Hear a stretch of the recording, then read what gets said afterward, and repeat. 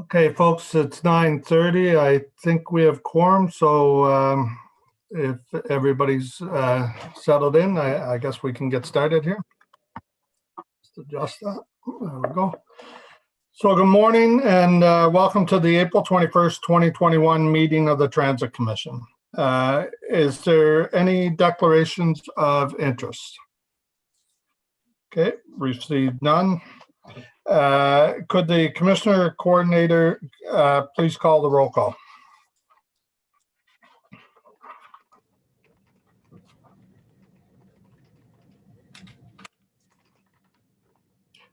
Are you there, Eric? I was on mute. Apologies for that. Commissioner Brockington. Good morning. Commissioner Caracado. Good morning. Commissioner Gower. Here. Commissioner Kavanaugh. Here. Commissioner McKenney. Present. Commissioner Olson. Here. Commissioner Suds. Here. Commissioner Tierney. Present. Commissioner Williams. Here. Commissioner Wright Gilbert. Morning. Vice Chair Klutzy. Present. And Chair Hubley. Present. You have quorum, Chair. Thank you very much, Eric. So now on to confirmation of the minutes. We have two. The minutes 22, which were from the 17th of March 2021 meeting, are they carried? Carried. Thank you. And minutes 23, which was our special meeting of the 31st of March 2021, are they confirmed as well? Carried. Thank you. Okay. We've received a response to the inquiry from Councillor McKenney regarding operator access to employee washrooms at LRT stations, and it's duly noted on the agenda. So we'll get right into the items. I believe, okay, item number 1 is the update. We'll hold that. Item 2 is the performance reports, and there's a presentation with that, so we'll hold on to that as well. And item number 3 is the transit service evaluation criteria. And again, we have a presentation on that, and a speaker, so we're going to hold that item. And finally, 4 is the status update of Transit Commission inquiries and motions. Can we accept that? Yes. Received? Okay, thank you. So let's go back to item number 1. And Mr. Manconi, I believe you've got your presentation ready to go. So whenever you're ready to start. Chair, can I just ask a question? It's Councillor Brockington. Sure. Where would we entertain my motion for today? After the update. Thank you. Okay. I'll call on you when we're through here. Go ahead, Mr. Manconi. Thank you, Chair. Good morning, everyone. I'm going to turn it over to Mr. Charter for the presentation.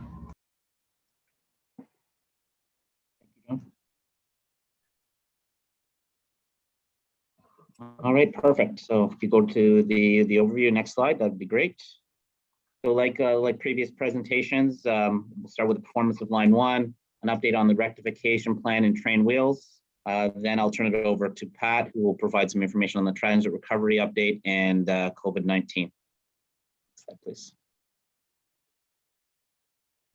So as you can see, the next couple graphs, the ones that we've been presenting in the last few Transit Commission meetings, this graph here shows again that well, for the past 8 months, we've achieved over 97% for 8 consecutive months, of which 6 of those months have been over 98%. And so far for the month of April, for the first half of April, we're at 99% service planned service delivery. Next slide, please. So once again, this graph is showing the performance on both a monthly and a daily basis. We continue to see high degree of reliability, both daily and monthly. Less and less variability. That's why that line is staying above the dotted line, which represents the 97%. And you're not seeing those dips in performance that we saw, now it was 2 winters ago and then the summer of last year. So we're seeing much more stable service on a daily basis, and that then translates into monthly service performance. Next slide, please. And then the last slide is, as I've said many times, it's the graphical representation of the previous two. You know, the interesting piece here is again, you're seeing less and less outliers. So less and less days where service is falling below 97% or even below that. So that's why you're seeing that that green bar to the top right of the screen here. It's you know, it's above 97%, and it's a fairly small bar, which is representing the fact that, you know, most service days we are achieving right around that 97, 98, 99%. So good reliability, good consistency on a day-to-day basis. Next slide, please. With respect to the rectification plan, you know, we've communicated previously that you know, a lot of the work is effectively complete. So, you know, the first 5 items: switch heaters, the overhead catenary system, traction power, passenger doors, and the vehicle HVAC is considered complete. Work does continue on the vehicle auxiliary power or CBS units and the other functioning the braking systems, largely software related, where it's a series of adjustments, and you need to, you know, take your time and make sure that everything's validated between those steps. And then, you know, again, it's worth noting, but all the completed works and the work that's ongoing is subject to the validation of the independent assessment, which is currently ongoing and wrapping up shortly. Next slide, please. We did talk about 2 other additional pieces of work, one being track. So with regards to the track work, we are in the final preparations with RTM to conduct the seasonal track work late spring, early summer. You know, we anticipate that there will be temporary service adjustments to allow for that work to happen. So we are currently finalizing those details, making sure that well, RTG is securing the equipment, the resources, as well as the plan that it will, you know, we'll talk about what we need to do at certain portions, certain section of the track, you know, the curves as opposed to straight track, those types of stuff. That work is ongoing, and we do anticipate some temporary service adjustments that we'll be communicating in advance. Talked about coupler inspections, and so it was potentially attributed to some service disruptions earlier in the year. All the inspections and the associated work is complete on 20 of those vehicles, and the remaining vehicles are planned to be completed within the next month. It's also important to note here that we've had no recent occurrences of any service disruptions associated with couplers, so positive work there. And additionally, I'd like to notify you that the 11 train schedule that we implemented for March and April, we will be extending that for an additional 3 months, so May, June, and July. And then we'll be using the August month to ramp up to the normal 15 trains in the AM and the 13 trains in the PM. Next slide, please. And then lastly, with regards to the train wheels, the wheel replacements are ongoing, and we continue to use this period of low ridership to get that work complete. You know, I do need to state this every single time because I want it to be clear that the daily inspections of the fleet is continuing, and it will continue until, you know, the wheels are replaced or those sectors are adjusted. Inspection replacement work is proceeding at both sites. We've talked about that previously, and we continue to participate in with the TSB's independent investigation and whatever parties that are needed, whether it be the Chief Safety Officer, the RMCO, or other experts. We involve them, and we make sure we keep Transport Canada involved as well. And that's it for my update. I'll now turn it over to my colleague, Pat Scrimger, who will provide the transit recovery update. Thank you. Thanks, Troy. Go to the next slide, please, Eric. So in March, we were at 26% of our usual levels of transit ridership.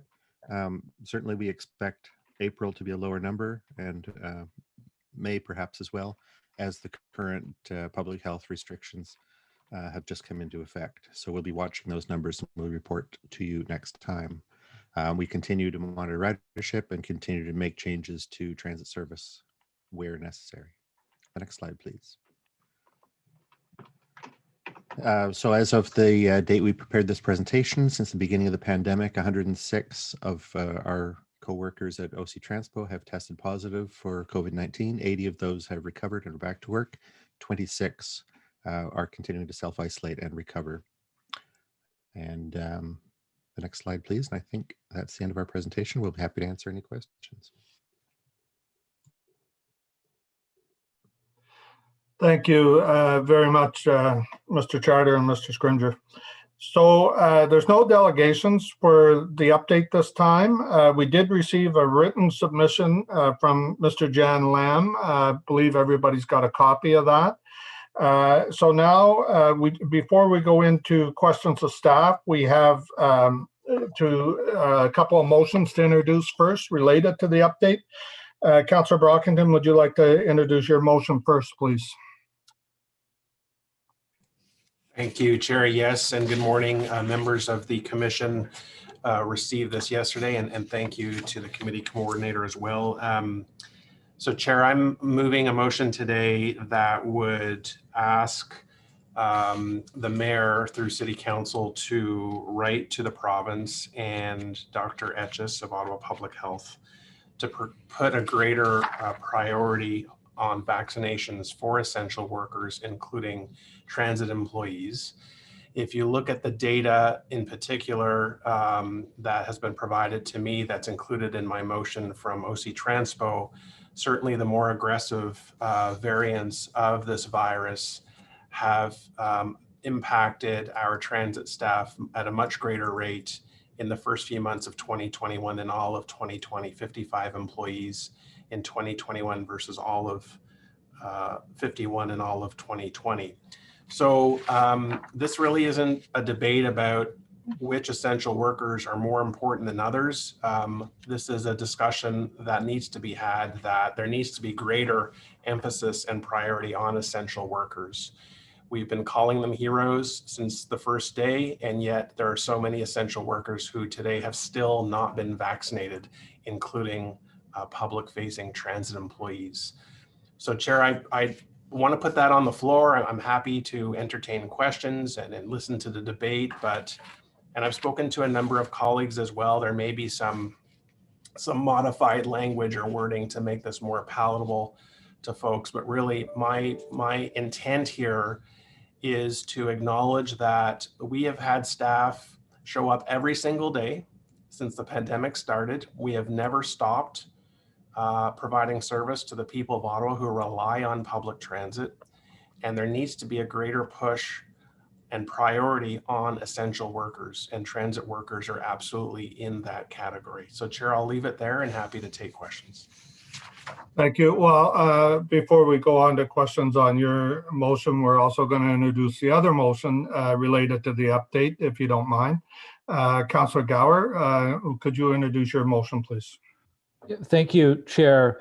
Yeah, I was considering this as a friendly, but it's, as I was writing it, substantially different, I think, than what Councillor Brockington has introduced.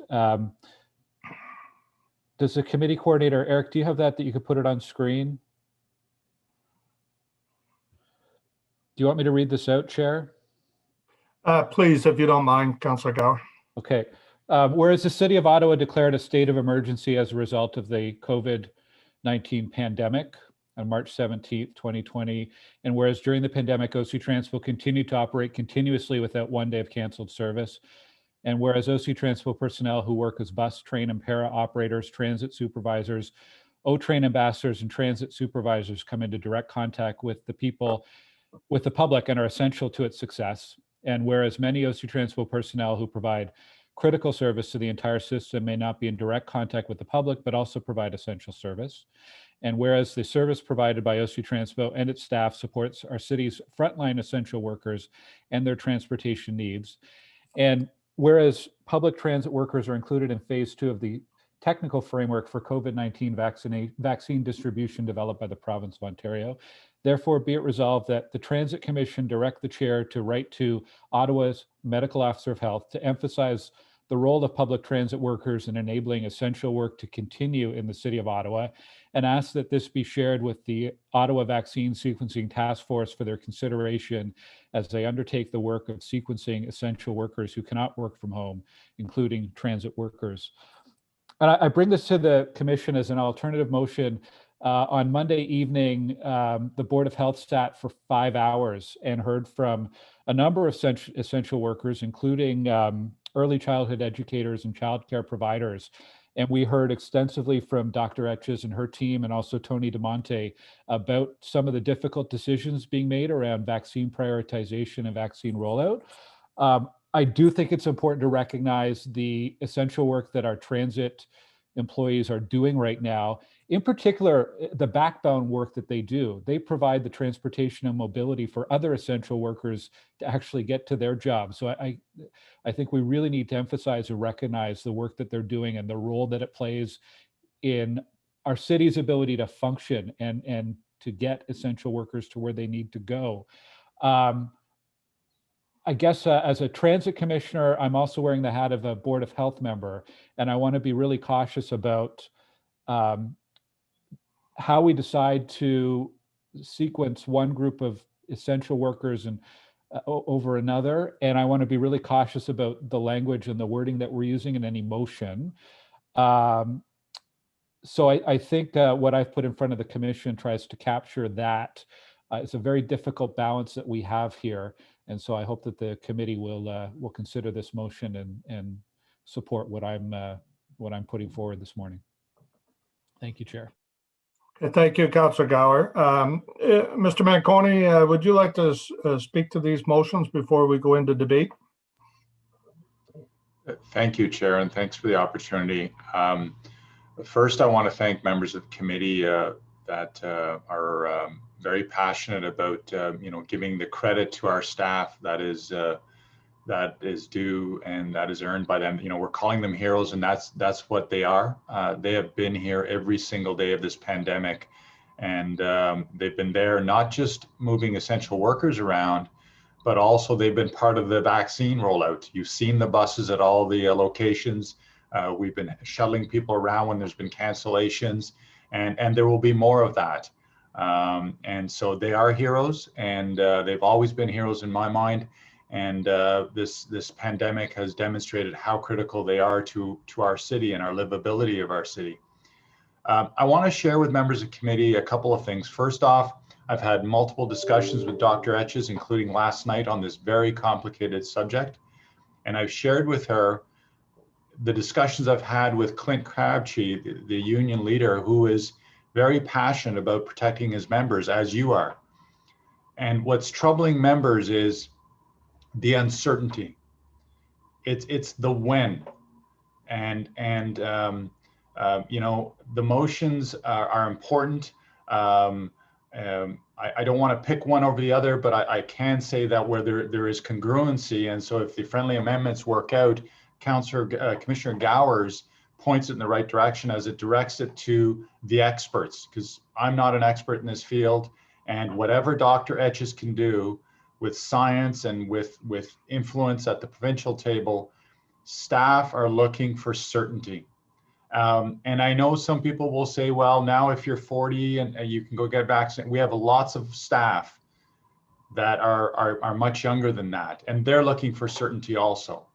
And so I want to thank both commissioners for the care, and I know many of you do because I've seen the discussions. Directing this to public health and asking Dr. Etches to put as much influence and try to create the certainty will help us all, because then at least Clint and myself can answer, here's when, or at least narrow that uncertainty down. That's the anxiety. Yes, the new variant has caused some spikes. I can tell you that our COVID task force that was in place from day one has implemented every single measure that staff have brought forward. We're just moving to exterior tent rentals for eating areas and so forth for staff. And, we have all the data from public health that helps us respond to every single one of this situation, including contact tracing and so forth. So I want to thank members of commission for this. And my advice to you is directed to public health to get as much certainty as we can for our heroes. Thank you, Chair. Thank you, Mr. Manconi. And whereas both these motions have to do with prioritizing transit riders as essential service, I wonder if I can call on the chair of the Board of Health to provide some guidance on his thoughts on the two motions as well, which would best accomplish what we want to do here. Thank you very much, Chair Hubley. Appreciate that. So let me echo the sentiment that we've heard around the table so far about the great work that all OC Transpo employees are doing during these very difficult times. I can say, Chair Hubley, that we had I'm told, our second longest public health meeting ever on Monday night, and the vast majority of that time was spent talking about the vaccine rollout, and a lot of that was about priority and sequencing, and quite a number of members of the board also do double duty and sit on this commission as well, so they're well aware of those discussions. And after much discussion and hearing from 25 delegates on this particular question, the approach that's set out in Commissioner Gower's motion is what the board landed on as the most appropriate way to deal with it. Vaccine sequencing is obviously a very difficult maze to get through, especially in light of the vaccine supply that we have now. Mr. Manconi speaks to certainty, and I think we would all like that. And of course, most of that comes down to when the vaccines are going to be available and in what quantity. And I know Mr. DeMonte, who's not on the line this morning, but Mr. DeMonte is in constant discussion with the province around this, and with public health in that regard as well. So I would urge the commissioners, we had to be, the other part of the difficult discussion on Monday night is, of course, the board can suggest or ask Dr. Etches in her role as MOH to do things, but the board doesn't have the authority to tell Dr. Etches to do things. It's similar to the relationship that Councillor Deans or Commissioner Deans would be familiar with the Police Services Board and the Chief of Police. It's a working collaborative relationship. And so I say, after 5 hours of back and forth and discussions and what have you, the approach that Councillor Gower is espousing is the approach that was acceptable to Dr. Etches, the one that she thought made the most sense from a fairness and a science perspective, to put it in the hands of the vaccine sequencing task force, which is made up of a variety of members of the scientific community and other community members to arrive at, to take into account what's being said, take into account what's being discussed around various essential workers, and to balance that off against risk levels, vaccine supply, and all those other factors that they're uniquely qualified to look at and to discuss. So again, Chair Hubley, I would recommend, I can't vote today, but I would recommend that those who can support Councillor Gower's motion. That's the one that's most in sync with what public health thinks is the way forward on this, and the one that they will be able to work with most effectively. So thank you for the time to speak to that. Okay, thank you very much, Councillor Aguilar. Your input's greatly appreciated on this. I think the other point we've got to keep in mind, Commission, is that on April 9th, the Mayor already requested that to the province that transit workers be considered essential service and be queued for the vaccines. So before we go to staff questions and debate on the motions, one last person wants to get ahead of the queue here, and that's Councillor Brockington, has asked to just quickly give a clarification of what his intent is. Thanks, Chair. I really appreciate the words from both Mr. Manconi and Chair Eglai. I have no issue with us solely contemplating Councillor Gower's motion. The one addition I would like us to consider is, in addition to our guidance to Dr. Etches, consider an additional ask to the province. They continue to make decisions and prioritize cohorts that impact Ottawa. And in addition to us making a statement to Dr. Etches, I would really like us to see as well providing that statement to the province. So I'm willing to withdraw my motion to make this quicker, focus on Councillor Gower's motion. But for me, in addition to anything that we say to Dr. Etches, we should be making a statement to the province. Thank you, Chair.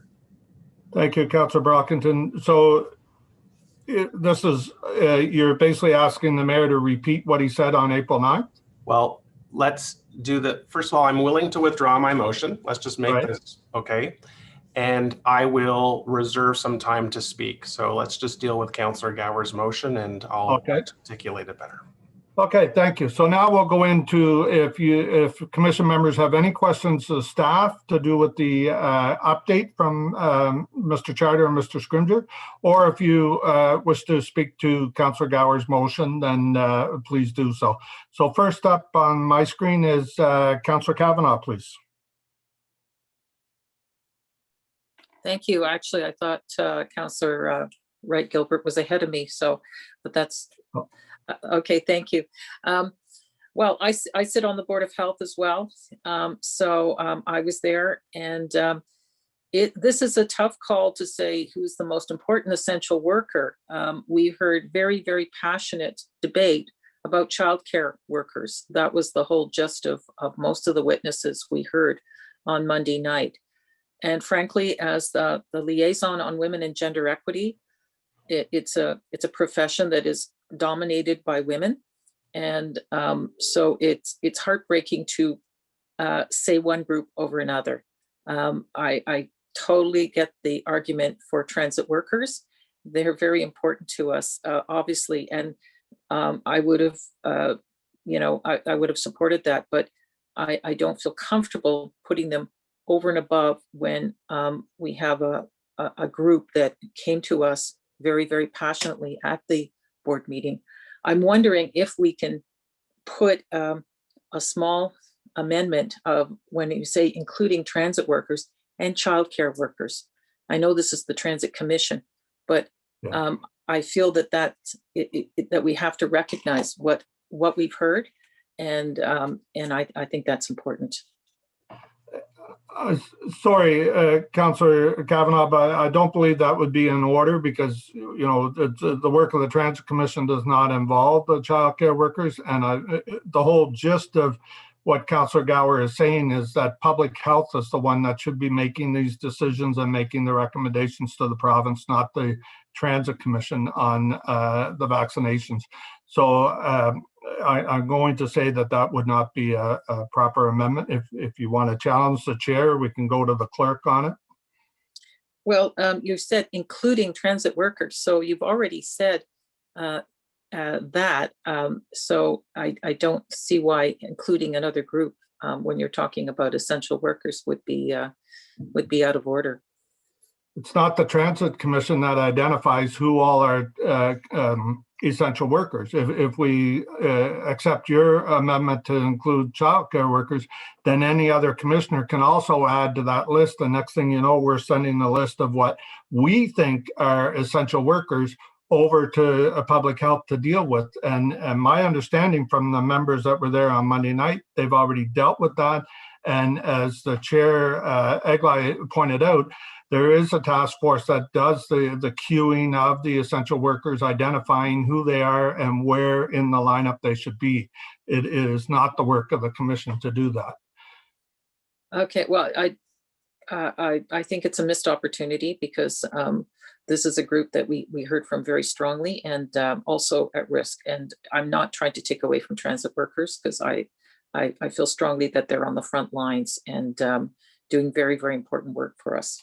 I would agree with you, and I just think that a motion to do with childcare workers would be better placed at public health, or if you want to take it to community and protective services that has oversight over that area, it would be a better fit there. But I don't want us at the Transit Commission to start making a list of who's essential and where in the queue they should go. Okay, I'll take that away. Thank you. Thank you. Can I ask other questions or? Sure, absolutely. Okay. I wanted, originally I put my hand up for the report. So and on what's happening with our bus service. And this is a question for Mr. Scrimger, and it was in relation to what we're planning in terms of Carling Avenue, because we're redoing the road, and we're going to have bus lanes coming in, the 3rd lanes on each side, from Bayswater right up to Lincoln Field Station. And I want to know if we're going to have any immediate changes, since this is coming in late summer, fall, if we're looking at changes to the service to go with that. Oh, well, Carling Avenue is a busy street for transit service. It's got a number of important routes operating along it, Route 85, 55, 56, and others that feed into Lincoln Field Station. We have, so the new bus lanes will certainly set us up for improved reliability, perhaps reduced travel time. That we'll have to see with experience. And that may draw more customers to that corridor than have been using it in the past as ridership returns. We'll have to watch as ridership returns, but I think it'll be quite possible that, as ridership comes back with these bus lanes in place, it may be that more of that ridership is on Carling than it has been in the past. Some people have been avoiding that route when it was suffering from unreliability because of the conflict with auto traffic. We'll have to watch how that goes, watch what the patterns are of travel as people return. There are some opportunities, especially with the bus lane, but also as the stage 2 work continues, there are definitely opportunities to bring more routes in and use Lincoln Fields as more of a focal point. It's been an important focal point in the past, but to make it even more of a focal point for some of the services in that area that have been connecting at other locations in the past. Thank you, because as you probably know, it's an arterial main street. More development is going to take place, so I think people will be looking forward to finding out what the focus is on the transit service if we're having these lanes put in, and what updates are going to be made. Okay, thank you. Thank you, Councillor Kavanagh. Commissioner Wright Gilbert, please. Good morning. I don't have any questions on the presentation itself. Just a couple of things about the various motions and the discussion that we've been having with respect to essential workers and vaccinations. I think we can all agree that essential workers should be vaccinated as soon as possible. They are, as the title says, providing essential services to our community. They cannot work from home like I am right now, and like all of us are essentially. So I think that that's something we can all agree on. What I would hope is that we can all also agree, much like Councillor Aguilar said, and Mr. Manconi, I agree with Mr. Manconi, we're not public health experts. As far as I know, none of us are public health experts. Someone please correct me if I'm wrong. I'm not one, I can tell you that, even though I work for Health Canada. What I will say is this. Dr. Etches and our various medical advisory committees are the public health experts and should be the ones that are making decisions with respect to prioritization for vaccines. Mr. Manconi raised an interesting point where he said that the main concern for our transit workers and essential workers is when will they get the vaccine? I'll expand that to, that's the main concern for all of us who haven't received it already. I turned 40 in 2 weeks and I'm registered with, I think, every pharmacy in the city to try to get a vaccine. But I'm waiting my turn. I've never been so excited to turn 40 and get a needle. But I think that, and I agree with the chair, that we are not in a position in Transit Commission to be decreeing or making an edict about what group of essential workers is more at risk than others and should be prioritized. That needs to be left up to public health experts. And that is key in this entire discussion about COVID, that decisions should be left up to public health experts. And so I will always defer to the expertise and the advice of Dr. Etches and other public health experts. Let's base our decisions on science and not emotion. One question I do have for Mr. Manconi and his team, if I might, in the present, so I guess I do have a question on the presentation. I lied. In the presentation, you said that there were 106 individuals who had contracted COVID-19 through contact tracing. There's the word I was looking for. How many of these contracted the virus through workplace transmission? Thank you, Commissioner, and thank you for, I appreciated you gave me a note yesterday on that in terms of a heads up. So again, I spoke to Dr. Etches, and I'm not at liberty to get into those details. I can't for privacy reasons. And that was confirmed by Dr. Etches last night.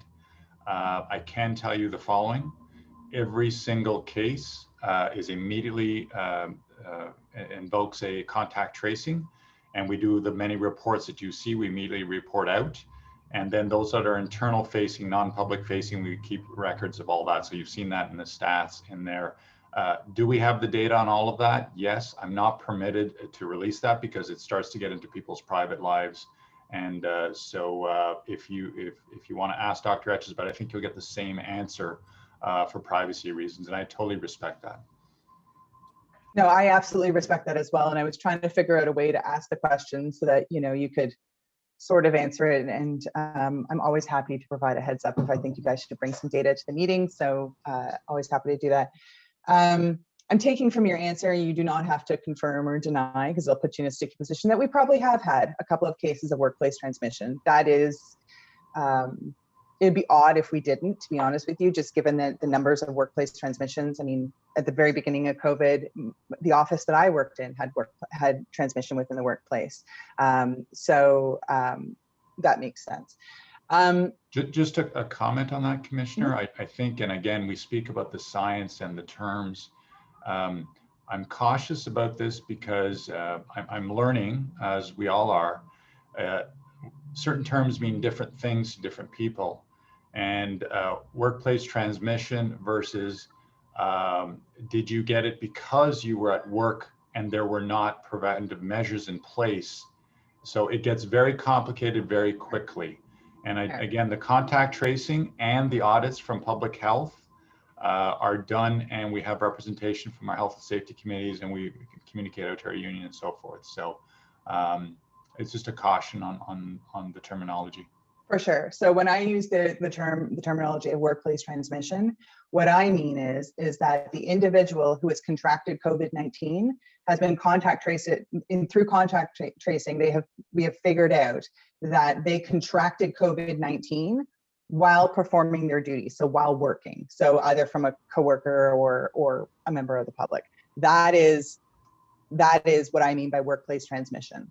But I understand you can't share those numbers, and that's fine. So I would be very supportive of Councillor Gower's motion.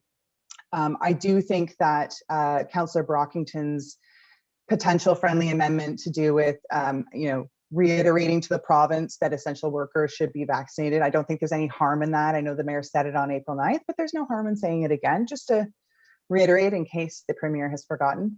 And so I think that, as I said, I'll just reiterate, I think we need to leave decisions about who gets vaccinated and when to the experts.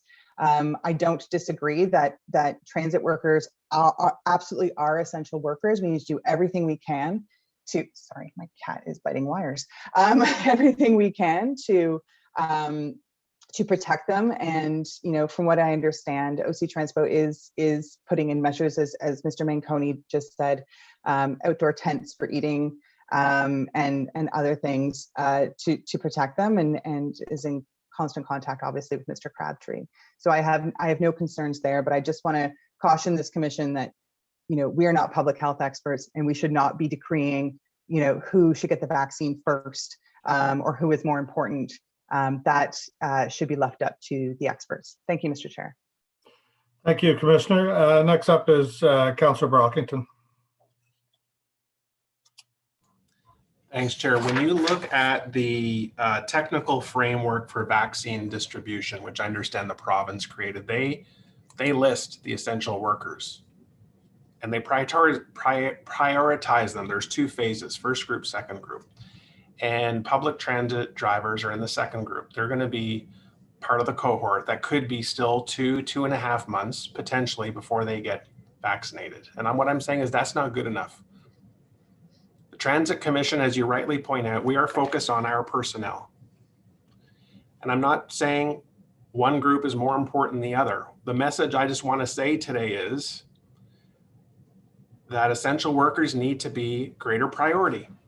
And transit workers in particular, who work for OC Transpo, that we are responsible for, we have a duty of care for our employees. We need to speak up. And we need to say these folks are important. The first phase, Chair, school bus drivers. School bus drivers are part of the first group. They provide almost the same type of service that an OC Transpo bus driver does. They're shuttling people from one point to another. And so I think we can make an argument that transit workers should be greater prioritized. I'm in a cohort, Chair, I'm 45. My cohort was called this week. We now get the opportunity to make appointments to be vaccinated. If you look at data, you want to have a data argument, look at the data for the 40-year-old cohort. I think 2 deaths, low hospitalization, low ICU admission. Why do I get priority over people who provide critical, essential services to keep our city rolling along? And so that's the statement I want to make. So Councillor Gower's wording with respect to approaching Dr. Etches, I can support, but there's got to be a way to send a signal at the same time to the province. They are as engaged, if not more engaged, in determining which Ottawa residents and which Ottawa workers get vaccinated and when. They're calling the shots in many regards. So I don't know whether we can agree that we just copy the letter to our local MPPs and the Minister of Health and Premier and not have a second clause where we're writing a second letter. But if we're going to write a letter to Dr. Etches, I'm okay if we can just copy the letter to our local MPPs, the Minister of Health and Premier. And I'm looking to you to see if that would be friendly, not write a second letter, but simply we'll just copy this letter to those folks. Would that be friendly, Chair? Chair, can I respond? Sure, go ahead, Councillor Gower. Could I suggest Councillor or Commissioner Brockington perhaps copying the letter to the Chief Medical Officer of Health in Ontario as the appropriate provincial official to hear our concerns? Since the original letter is going to our Chief Medical Officer in Ottawa, the adjacent on the provincial level would be the Provincial Medical Officer of Health. That's fine with me, Councillor Gower. Okay, I would accept that as a friendly, definitely. Okay, thank you, Councillor Gower. I just want to clarify one thing you said there, Councillor Brockington. You highlighted that the province has lowered the age limit down to 40. I think it was Sunday afternoon they did that for anyone wanting the AstraZeneca vaccine. And that's a group you see yourself in. But why do you see transit workers not being able to be in that group? It's for any citizen over 40 years is my understanding. So transit workers are in that group and can get the vaccine. It's just the under 40. And from what I understand from speaking to our local officials is that as soon as there's supply, they intend to lower that age limit further. Maybe Councillor Egli, if you want to weigh in on that, so make sure that my facts are straight. Can transit workers now, any transit worker over 40 is already eligible for a vaccine, correct? Yeah, no, I can certainly confirm that part of it, Chair Hubie. The second part, I can't speak to what the province might or might not do in terms of further lowering it. But yes, anybody in the city, in the province, 40 years and up can currently register for AstraZeneca. I wish we'd stop actually saying AstraZeneca. Can register for a vaccination. Okay. And against COVID.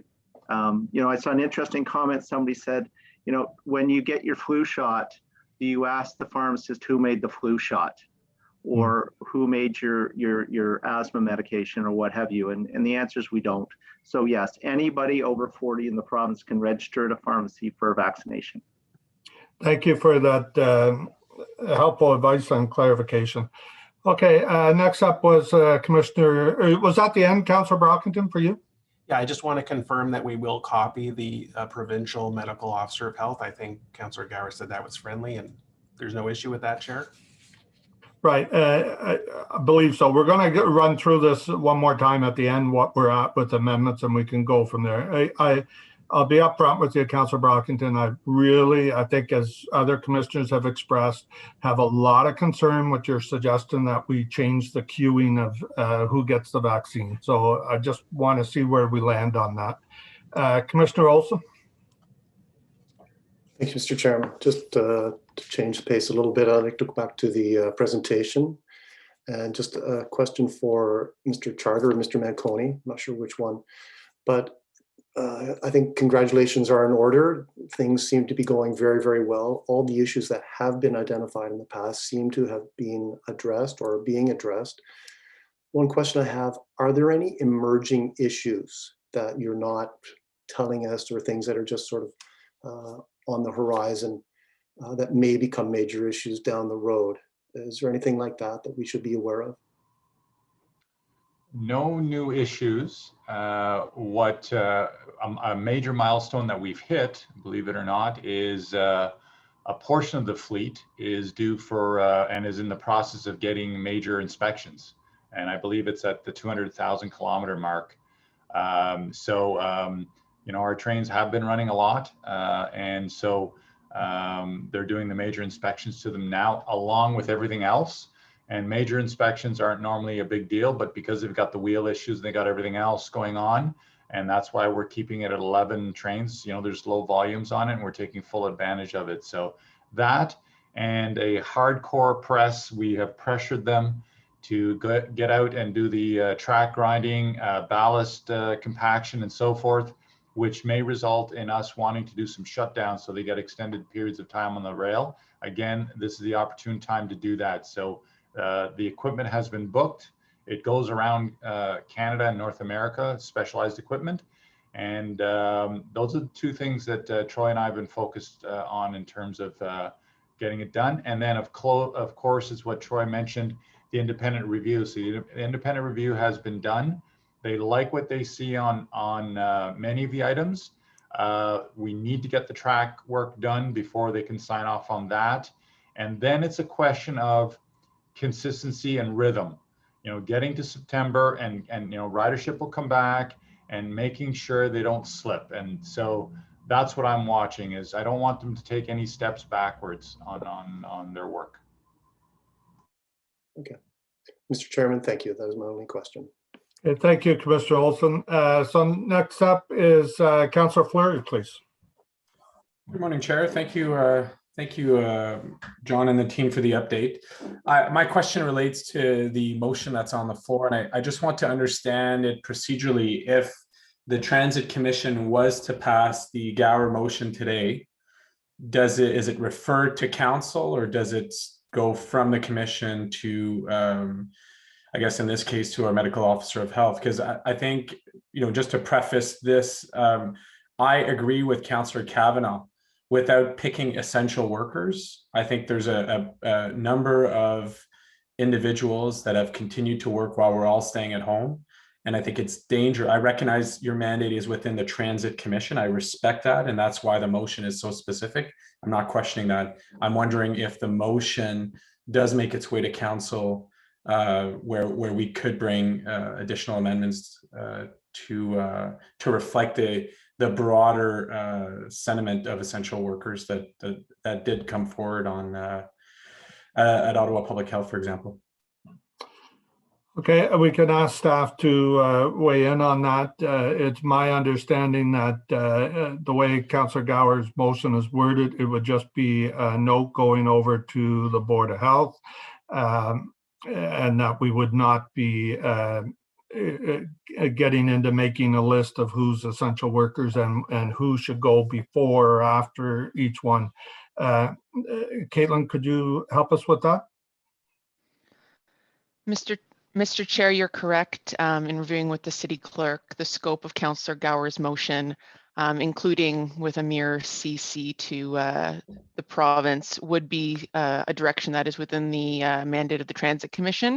It would, of course, be within any member's right to bring an additional motion through notice of motion directly to council that is more broad and outside the jurisdiction of the Transit Commission. Thank you, Caitlin. So that answers your question, Councillor Fleury?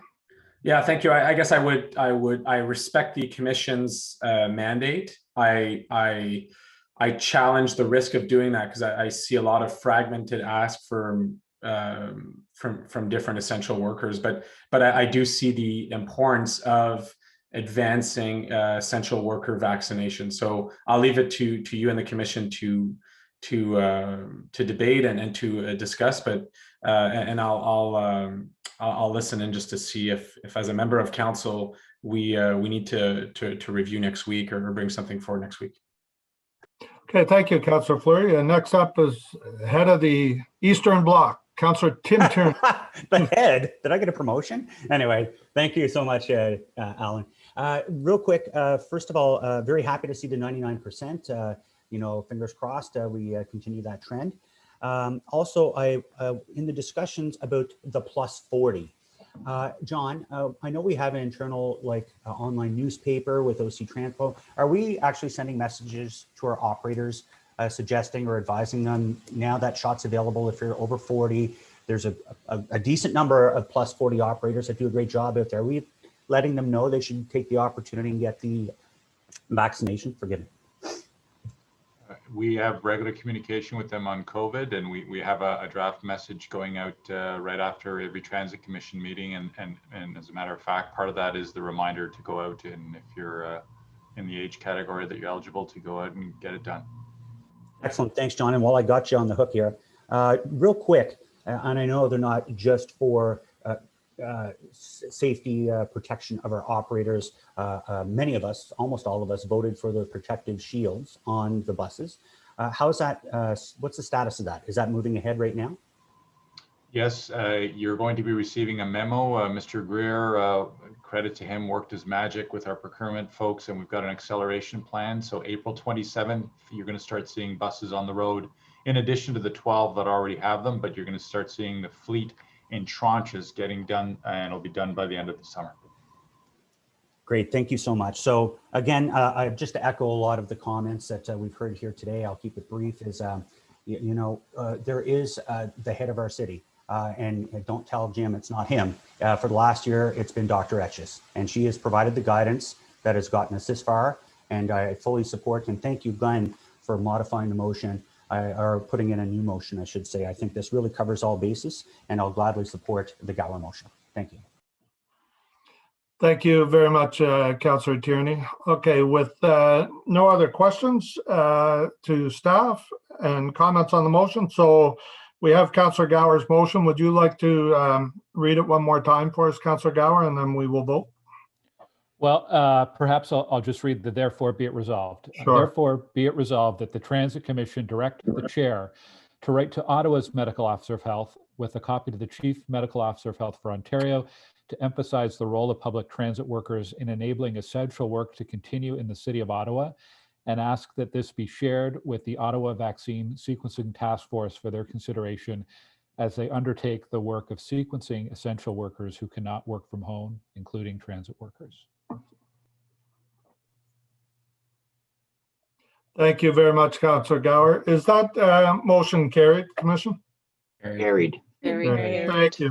Thank you all for your work on this. Very much appreciated. So that concludes the update on the Confederation Line service. So item number 2 is the OC Transpo Performance Report for the period ending December 2020. I believe Mr. Scringer, you're doing the presentation on this? Yes, I will. Could you go ahead, please? I will. Thanks, Eric. So this, by way of introduction and background, this is the first of the ongoing series of reports following the process that you laid out for us and reporting on the measures that you approved at your meeting in February. So we'll be reporting on these twice a year. And there's much more detail in the report, but I will go through some of the high points here, some of the main not lessons learned, but main points that the numbers show in this presentation in each of the categories. So next slide, please, Eric. There's the background I just said. This period that we're reporting on is the 12 months from January 2020 until December 2020. And you'll see in some measures it reaches back further because of the nature of the measure. These are the measures that that you approved in February and that we're reporting on under the categories of customer safety, ridership, customer service, and service reliability. Next, please. So first of all, under customer safety, the customer injury rate is the measure that we have. This is the number of customer injuries per million trips where that injury required the injured person to be transported to hospital and where that occurred as a result of transit operations or activities. The rate in 2019 was 0.8 injuries per million trips. The rate in 2020 was 1.0 per million trips. But we'd like to point out that though the rate has gone up in 2020, the number went down considerably in 2020. From 83 injuries in the year down to 42 injuries in 2020. All of this is a result of the reduced ridership during 2020, giving us a lower number of customers on the system and a lower number of customers in the calculation of per million trips. Next slide, please. This shows how that number, which I gave you a whole number for 2019, a whole number for 2020, and this shows how that number has changed over time. This is for each month here. This is a 12-month average looking back over the preceding 12 months. So it rose, the number rose basically as ridership declines, made more of the 12-month. When we get to a time when ridership is stable again, this number will be much more meaningful than it is this year. Next, please. Now, at the last commission meeting, there was discussion and then follow-up discussion with some commissioners about additional aspects which they would like to have seen covered under the customer safety category. And so we're recommending 2 additional measures, having heard and talked with those commissioners and having looked to what data are available to us and what data we can be confident on their applicability and that we calculate them consistently. The first is that we can report on crime rate on the transit system. This would be reported as the total number of criminal code offenses per 100,000 customer trips. If you agree with this is one of the recommendations in the report. We can start reporting on that in our next and twice annual report later in the year. The second is that, as I mentioned, the injuries that we're reporting in the customer injury rate are those that required transportation to hospital. We were asked by a number of commissioners to find a lower level to be able to record and report on injuries that were less severe than that. All of our injuries under our safety management system are coded as a level 1, 2, 3, 4, or 5. The number that we reported to you just 2 slides earlier is injuries at levels 3, 4, and 5 added together. Those are the levels at which transport to hospital was required. We can, in addition to that, add the level 2 injuries. These will be less severe injuries.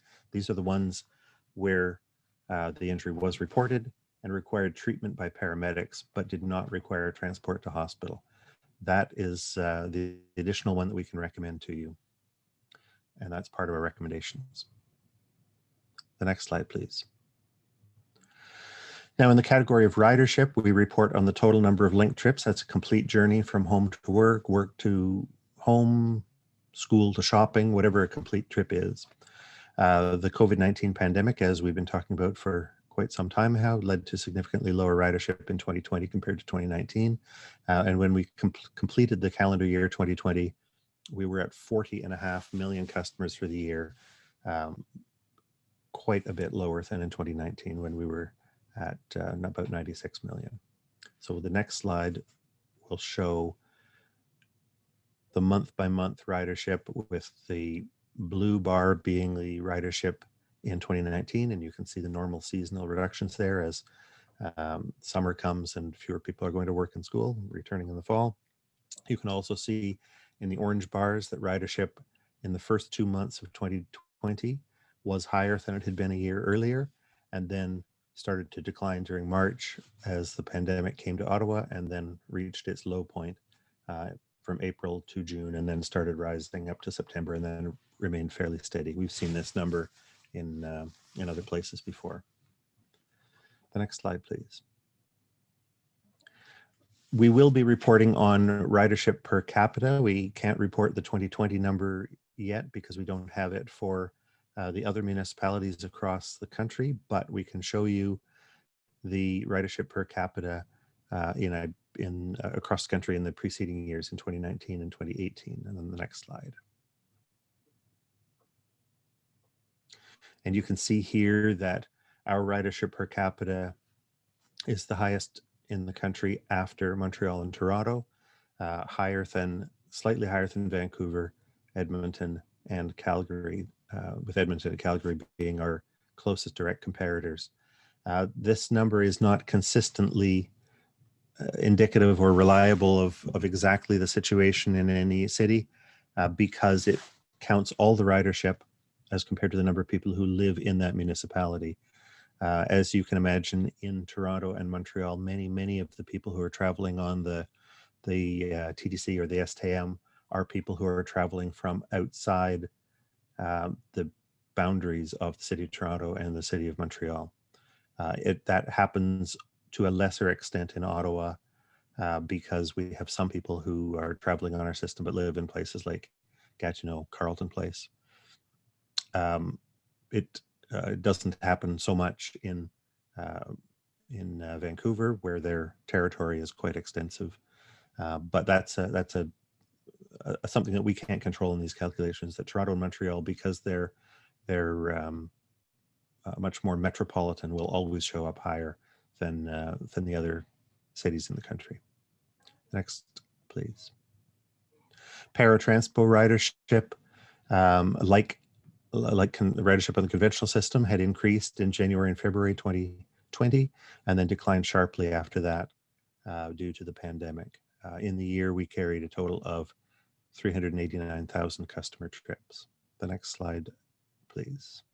So you can see here in the left, there's pairs here. The left column shows 2019, the right shows 2020, and you can see the very sudden drop there through March from February to April, and then the slight increase. The colors in the vertical bar are the number of trips that were requested and the number of trips that were completed. The trip requests is the two bars added together. Some of those trips, as you can see, a relatively constant proportion, were canceled by the customer after the booking had been made because their health didn't permit them to travel, their travel needs changed. So the height of the bar shows the number of requests that came in. The height of the blue bar shows the number of trips that were provided.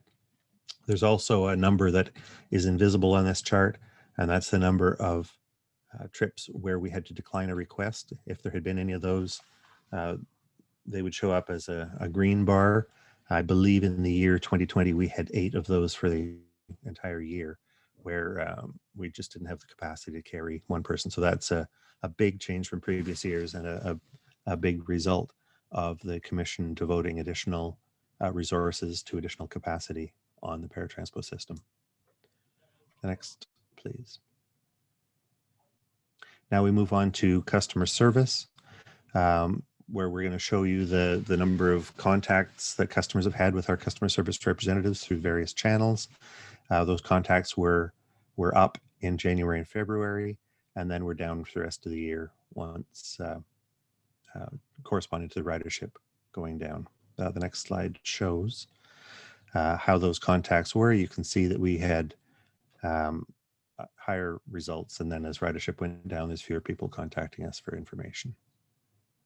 The next, please. Another measure that we have is the average time to answer an inquiry. These are all phone calls of various types. Added together, the average time that someone waited on the phone before they reached the customer service representative. And what you'll see here on the next slide is in blue, you can see the numbers that we were having in 2019, where some waits were on average greater than half an hour, in fact, some greater than 40 minutes.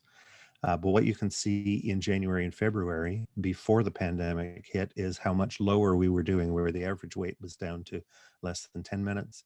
That's a result of the major investment made by Council and the Commission into our customer service operation. So you can see that reorganization and that extra investment was bearing fruit immediately. And then you can't see it anymore, because what goes on from April to December is just the result of fewer calls because of the lower ridership, because of less travel being made because of the pandemic. The next slide, please. Service availability represents the amount of planned service that was delivered. This is what some people consider the cancellations or undelivered trips. And during 2020, we were able to deliver more service. We were at 97% in 2019, so 3% of trips, 3% of hours undelivered. And in 2019, we were up to 98.3, so just 1.7% undelivered. The next slide, please.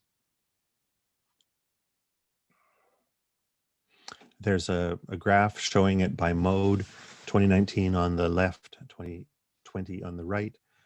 You can see the bus going up from 97 to 98.4. You can see O Train Line 1 going down from 97.4 to 95.2, noting that O Train Line 1 was only operational for a few months in 2019, and that number is completely reflective of the same numbers that you've seen from Troy Charters. On O Train Line 2, we were at 99.5% in 2019, 99.9% in those first 4 or 5 months in 2020 that Line 2 was open. And then when you combine everything together, all the conventional services, 97% and 98.3, as I mentioned earlier. The next slide, please. Excess wait time is, you may recall, it's our measure of additional time that customers need to wait more than they would expect to due to uneven spacing of frequent services. This is how we report on the punctuality of all of our services that operate every 15 minutes or more frequently, includes all train service and frequent and rapid bus services. The summary number down at the bottom is that on buses, on the frequent routes, customers on average waited 9% longer than planned, and 4% longer on O Train Line 1. The next slide shows it in numbers. On frequent bus routes, people were in January and February waiting less than a minute longer than expected, about 30 seconds longer. That grew in March, April, and May, and then was down again in June, July, August, September. The numbers in March, April, or May will definitely be affected by the fact that we had temporarily reduced service during those months. You can see for frequent services, the unreliability or the excess weight can be higher in some months than the rapid services, and that would be the nature of operating on arterial roads versus running on transitway. Next slide, please. On-time performance, we report for services that run less than every 15 minutes, so every 16 minutes or less frequently. This is the percentage of trips that left major stops along the route no more than 1 minute early and no more than 5 minutes after the scheduled time.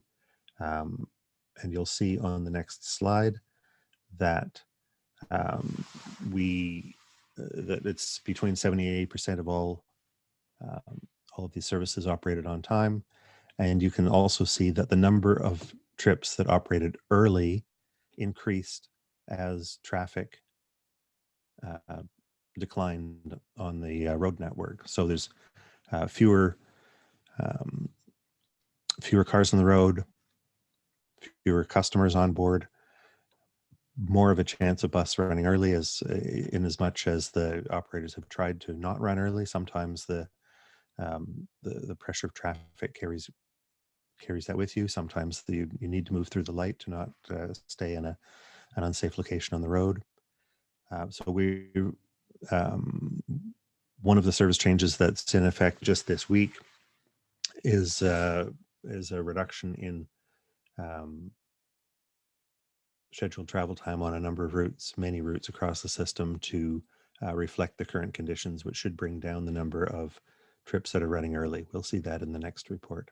And you can see the number of trips that are running late once we were past the winter has been pretty consistently less than 10% of trips. Next slide, please. On-time performance for Paratranspo service. The definition here is that Paratranspo customers are quoted a 30-minute window when they would like their trip to arrive, and we measure how often we met that 30-minute window, and that's higher in 2020. We got that up from 89% to 94%. Next slide, please.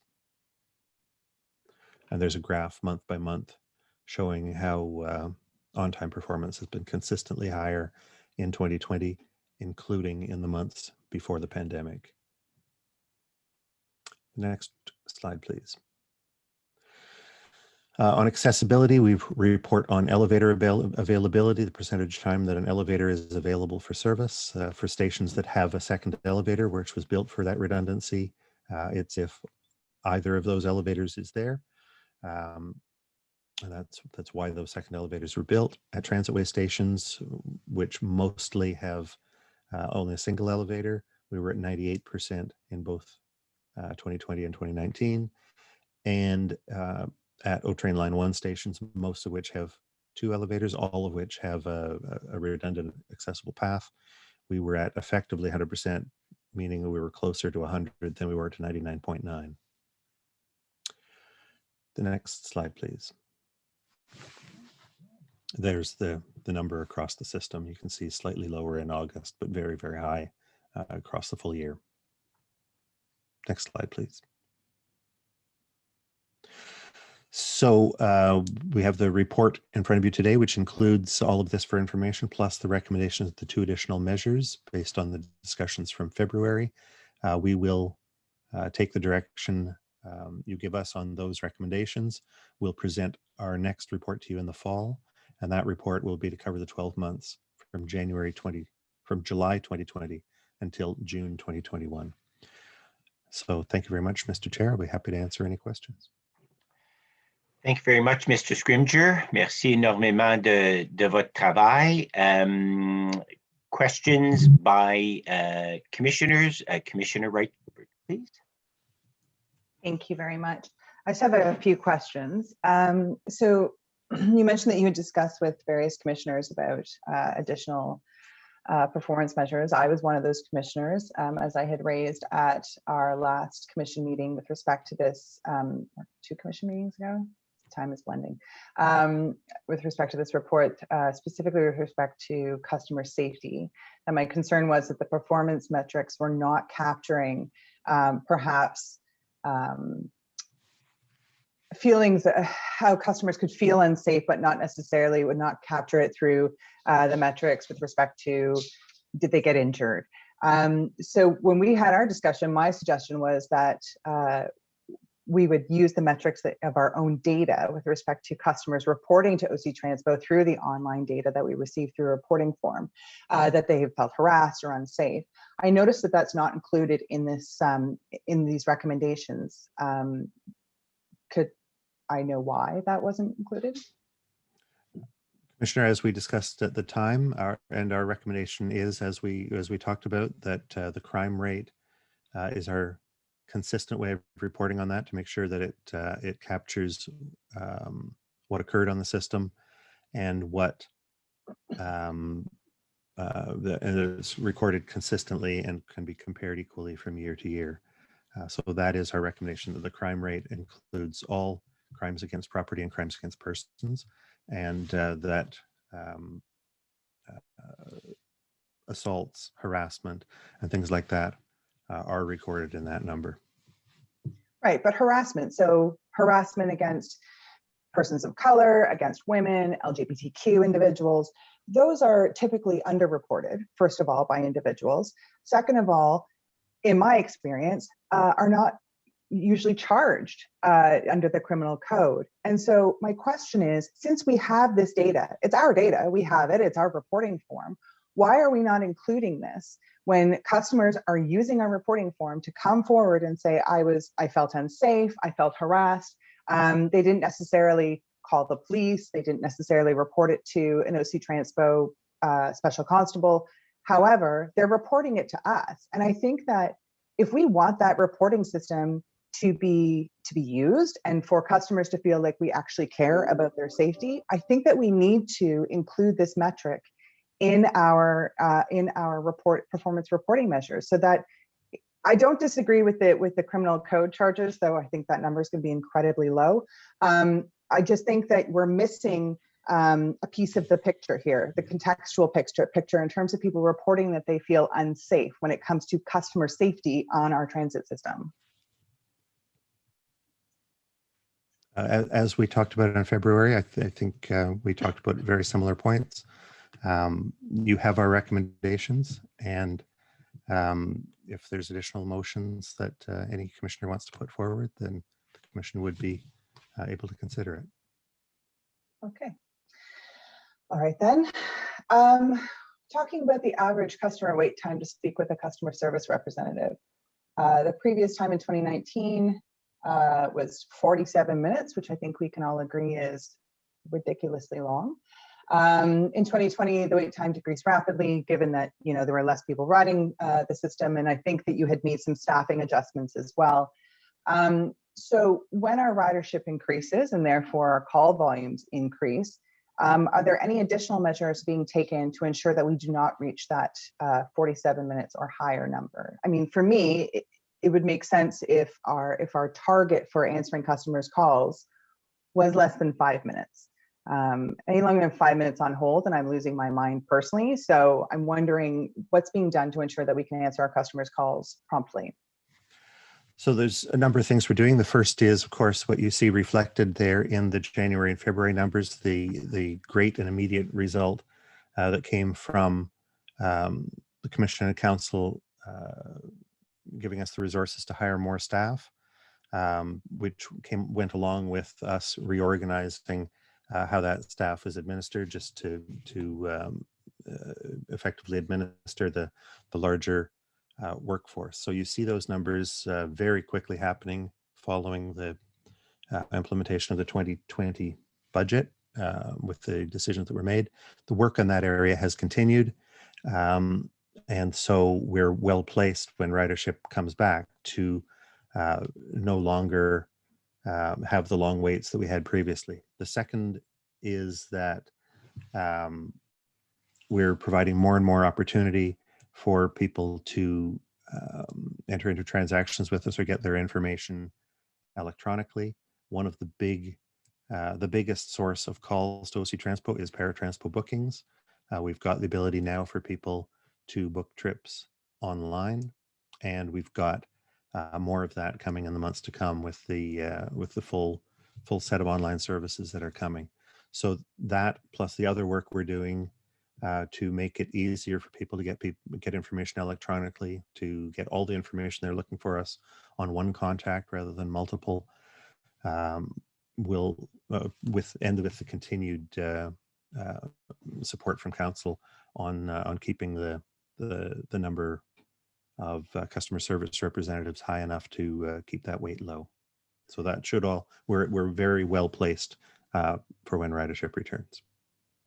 So you mentioned that the highest majority of calls is from customers booking Paratranspo trips. I did note that in the report. Remind me, can customers cancel their Paratranspo trips online as well? Yes, they can. Okay, perfect. And finally, just moving to on-time performance for buses, it's reported at 72 to 79%. what's the goal for on-time performance? What's the number we're trying to reach? I mean, 100% be fantastic, but not realistic. So what's the realistic goal we're trying to reach? There's two. One is 100%. We will always try to be 100%, and the other is we will always try to be better than we were the previous reporting period or the previous day. We'll always try to move the number up, and we'll always try to get it closer to 100%.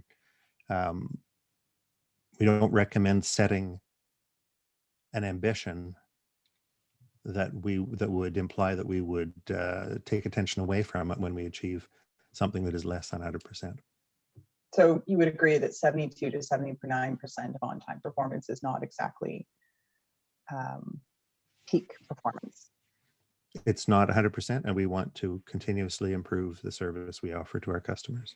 But remember that on-time performance of bus service is not exclusively about decisions made at OC Transpo. It is affected also by the design of the city, the design of the roads, the behavior of people on the roads, and the random nature of things that occur across the city that would cause delays to all road operation and not just bus operation.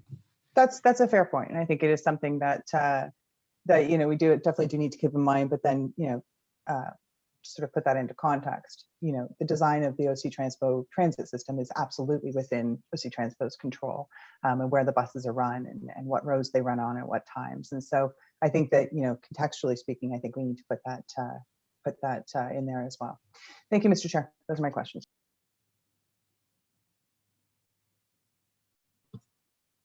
Thank you. Sorry, Vice Chair Cloutier, who's the next speaker?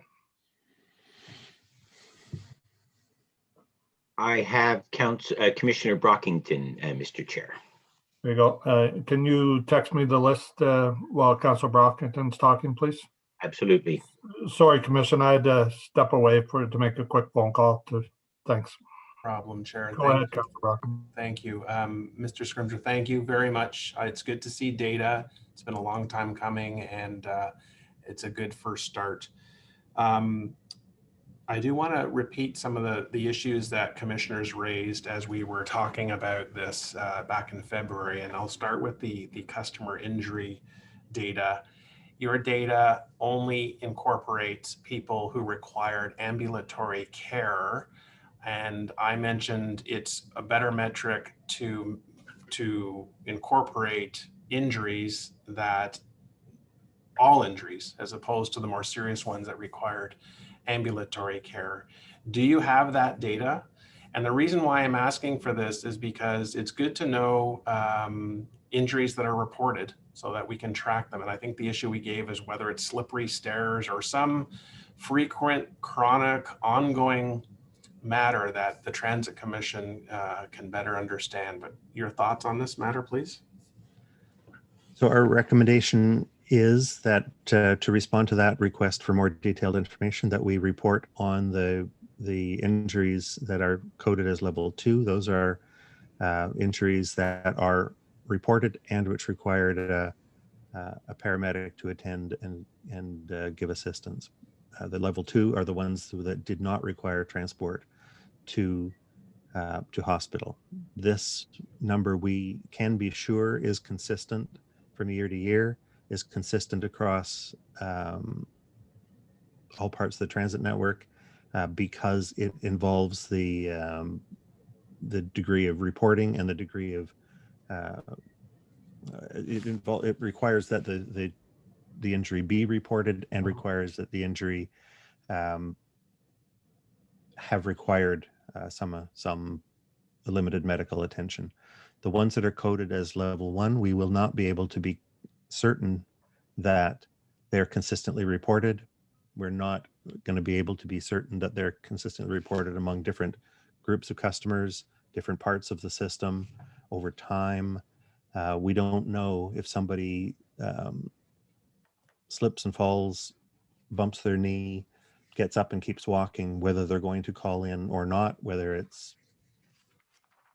they're going to say something to a supervisor. They might say something if a supervisor's right there. They might not say something if they just walk to work and and have experienced it, but didn't tell us about it. So we don't believe that we can report to you any consistent figures at the level 1 on our scale of 1, 2, 3, 4, 5.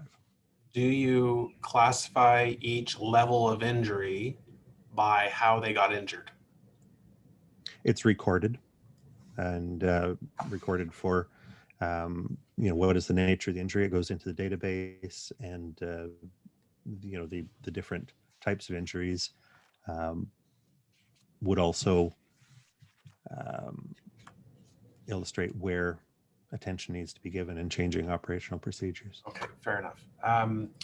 Mr. Scrimger, at this February meeting, I gave direction to staff that that staff be directed to add the following as a reliability metric under 2 separate headings: train and bus, 3 pieces of data: on time, late, and canceled. I think you've covered on time and late. Have you touched upon the canceled routes, that data element? Yes, we have. I will just pull up the report and take you to the page. Okay.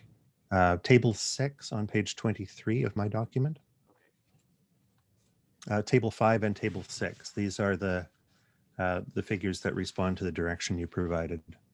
So in table 5 for O Train Line 1, you can see the percent of service not delivered being high in January, February, and July, lower during the rest of the year. And in table 6 for bus, you can see the percent service not delivered reaching a high of 4% in March. And over to the right, you can see the excess wait time versus the on-time performance for the less frequent services. Okay, just my final question, just to piggyback on one Commissioner Wright Gilbert asked, and that's regarding table 4 on the previous page, page 22, on-time bus performance by month and time period. I am surprised, I will admit, that the on-time performance of the buses, once COVID started, once the traffic volumes were way down, once there wasn't a crush of transit riders, was still in the 75–80% range during peak service. Can you talk about why that is? Well, what happened, and we've looked at the numbers and we've seen it across the system, is buses that were previously late were able to run on time. Buses that were on time started to run early. We started to see much more trips running early. I think you can see that on figure 15 on page 21. You can see the blue bar for trips that are running early being 50%. By December, we were almost double what it had been in January. And those early running trips can be addressed in a number of ways. And one of those ways that's come into effect with the April service change this week is we've reduced the running time. But early running trips cause problems for customers because they go by ahead of when the customer's ready for it to, but they also cause operational problems. You may have seen, if you've been traveling on the system, you may have seen some of our main operational points like Tiny's Pasture Station or downtown with just buses piling up because they're getting there so early. They're taking up a lot of space, and so it's a lot of work for our operational staff to manage the buses that are running early. And in many cases, it's a lot of work for our operators to need to explain to customers why they're waiting at a stop and not going through when the light turns green, because once the customer's on board, they want to keep moving. I got to tell you, I have not been on a bus in about 25 years that during its run pulled over just to make sure it allowed the schedule to catch up to himself because it was ahead of schedule. So it's a different phenomenon. Just to clarify, if a bus is more than a minute ahead of schedule, that's considered not on time? It's coded as not on time? Correct. If it's a minute, if it's a minute ahead of published time to 5 minutes after published time, we count it in these tables as on time. If it's more than a minute ahead, it's counted as early. If it's more than 5 minutes after, we count it as late. Okay, fair enough. Okay, I'll park the rest of my questions for now. Thank you again for this data. One final question. You have a notes at the last slide that said you're coming back, you would present a year's worth of data, but once we get caught up, is it going to be 6-month intervals of data?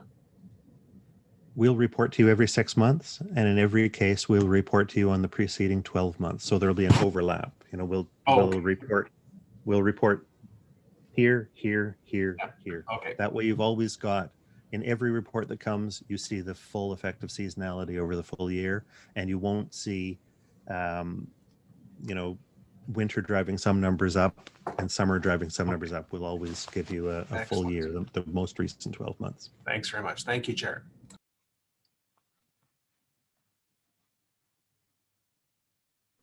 Thank you, Councillor Brockington. Next up is Commissioner Caracado, please.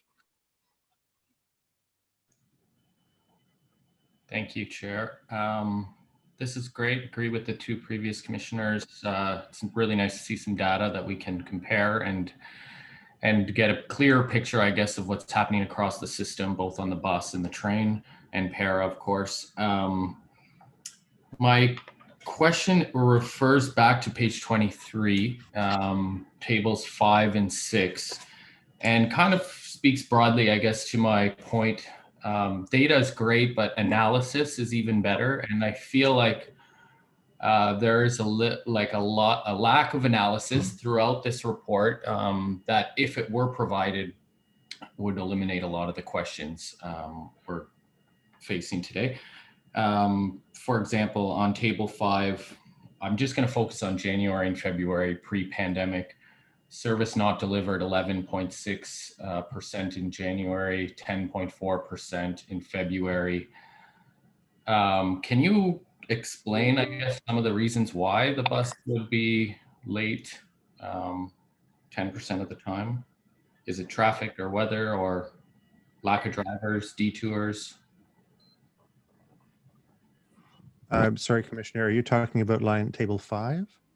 Table 5, page 23. Table 5 is about O Train line 1.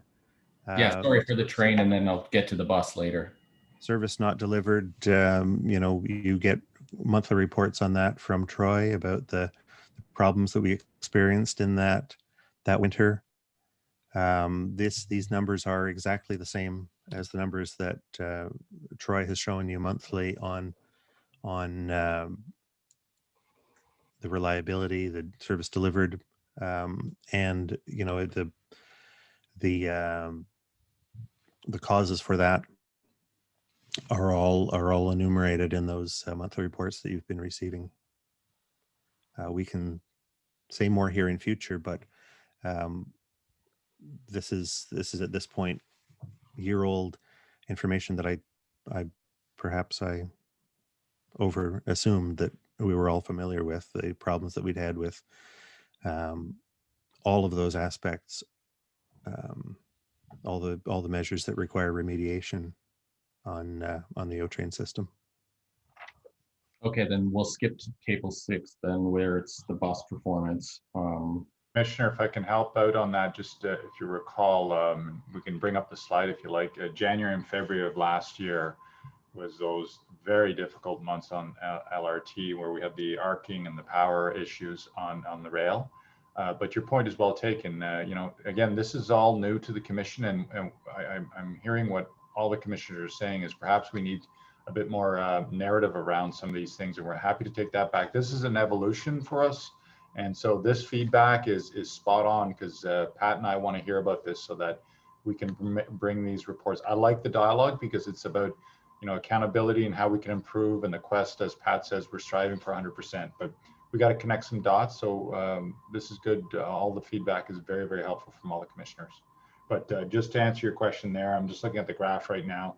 Those were those 2 very difficult, brutal months on LRT, where we had the arcing and the power and vehicle availability issues. Great. Yeah, no, that's sort of where I was going, is just some more narrative, some more analysis of the data, so that, you know, first of all, I don't have to ask as many questions and other commissioners don't, but it's also more clear to the general public who are reading this and may not have the same context or remember Troy's report from a few months ago. So if we can improve that in the future, that'd be great. And on that point, I guess table 6, the buses in January and February were, I guess, let's say 16% of the time they were late.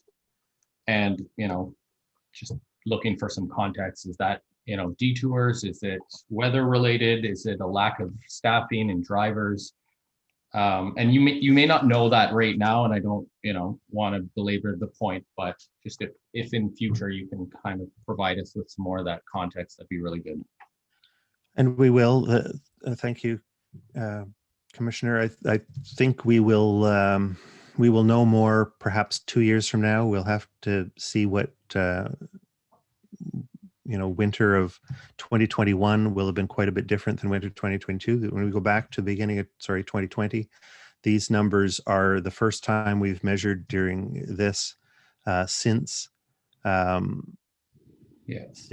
Train Line 1 opened, since all the bus routes were changed, and then during this period, you've got the improvements, the second round of improvements that were made to the bus routes. So we don't, I wouldn't want to say that those are normal. I can just say that that's what we experienced during January and February pre-pandemic. Then you can see the numbers changed in character quite a bit from April on as more of the lates were replaced by earlies. And that was fairly consistent through the year. We're continuing to manage our pandemic-related operations right now.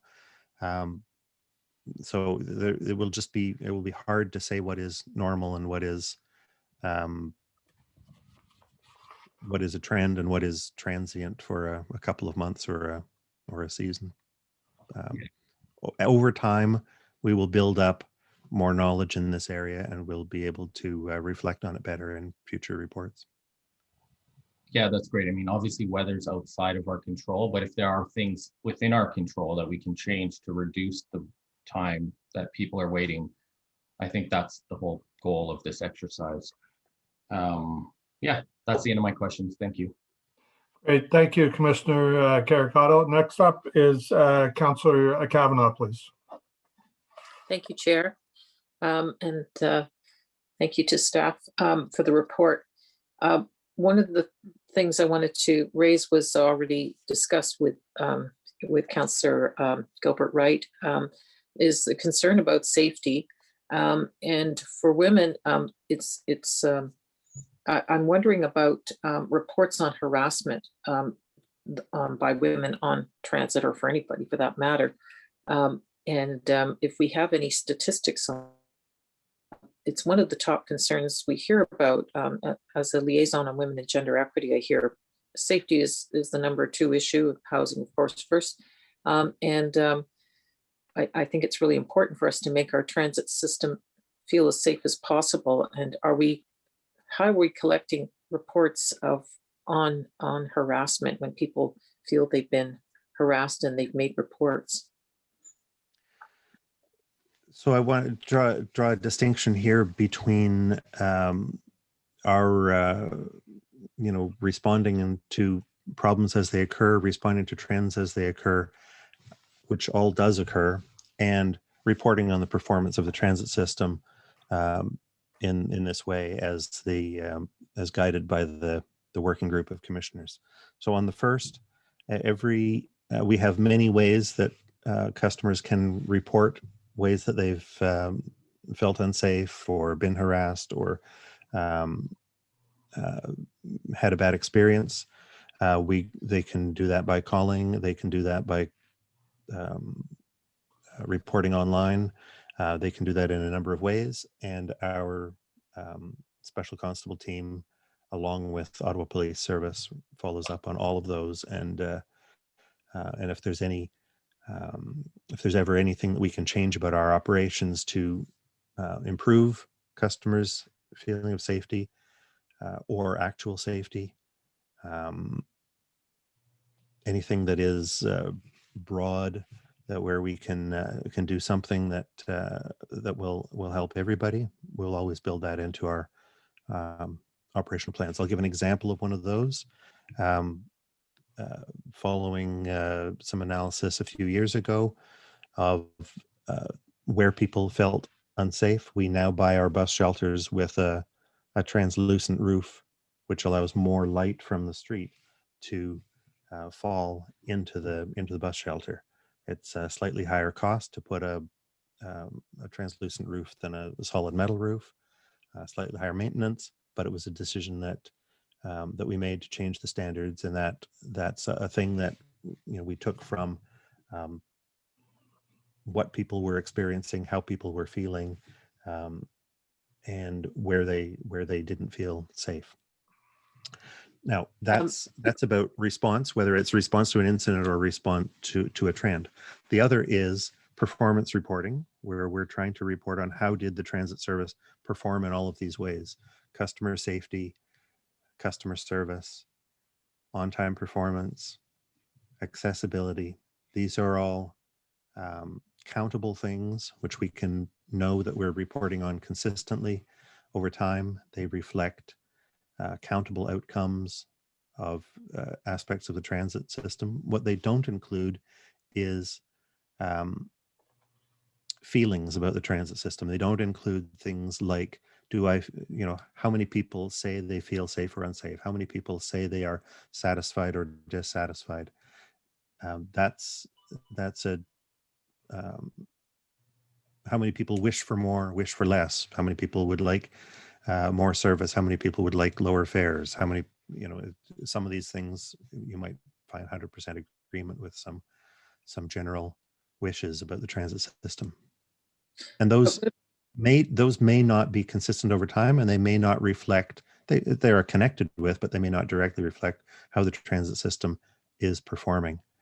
So the recommendations that we brought to you in February were developed with the assistance of the working group of councillors.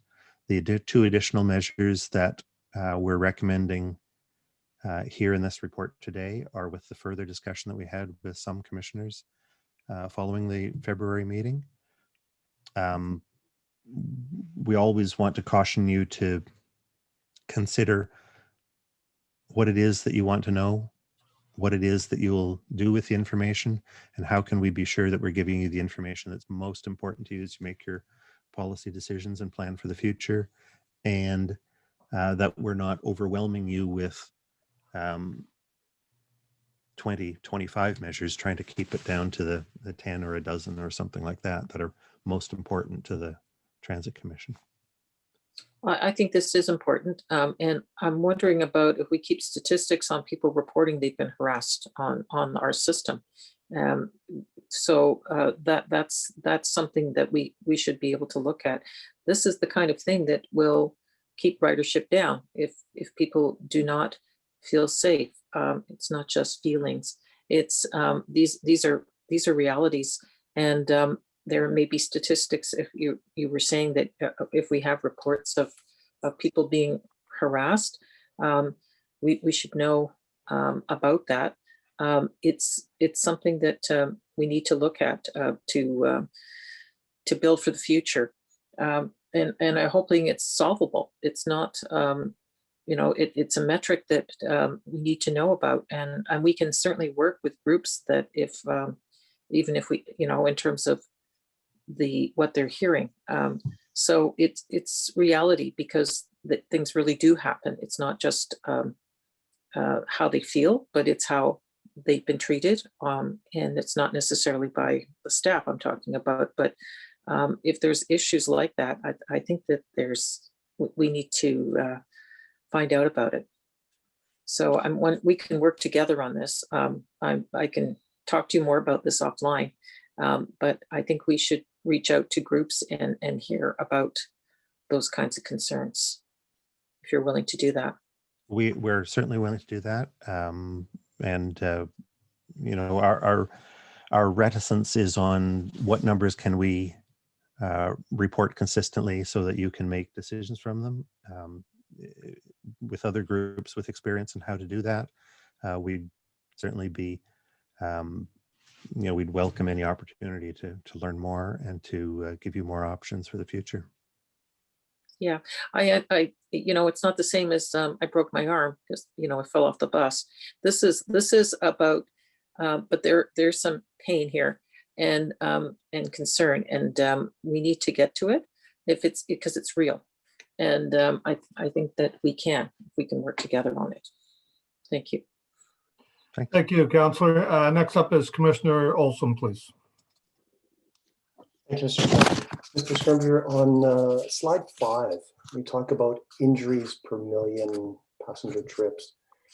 It shows kind of a very flat rate until May, and then the rate actually increases to October, and which seems counterintuitive. You would think that there would be more injuries in bad weather, but it seems in the summer months that there are more injuries. Any explanations for that? Well, it's two aspects here. First is that this is the way we've presented what's on slide 5 is not the injuries that occurred during that month. It's the injuries that occurred in the preceding 12 months ending in that month. So it's a 12-month rolling average, and it includes, therefore, because it includes all 12 months, it'll always include a January, it'll always include an August.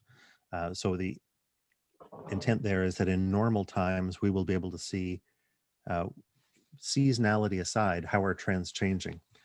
What happened during 2020, however, is that our ridership reduced dramatically down to a sixth of where it would normally be during March. And so the ratio changed, both top and bottom of the ratio changed. The number of injuries fell, the number of injuries, but the number of per million, the number of million customer trips being made also fell. So the ratio changed on both sides.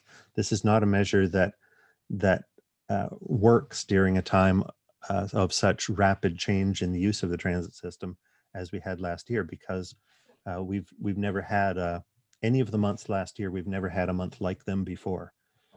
We might be able to compare May 2021 to May 2020, but we've never had any month before that was like May 2020 or August 2020. So the number of injuries on the transit system fell, but not at as fast a rate as the total ridership on the transit system fell. And that may be, but we cannot be sure, that may be the result of just what are the types of trips that are still being made, what are the times of day, what are the conditions under which trips are still being made on the transit system during that period, during the 3 quarters of 2020 that were affected by the pandemic. Okay, thank you, Mr. Scrimger. With respect to the safety performance measure, reporting on the crime rate, it seems a very broad or high level measure.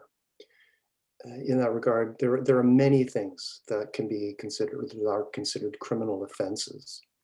And what you're capturing in the rate is I assume, you're capturing offenses against property, so vandalism. You're capturing theft. You're also capturing assaults and even more serious crimes.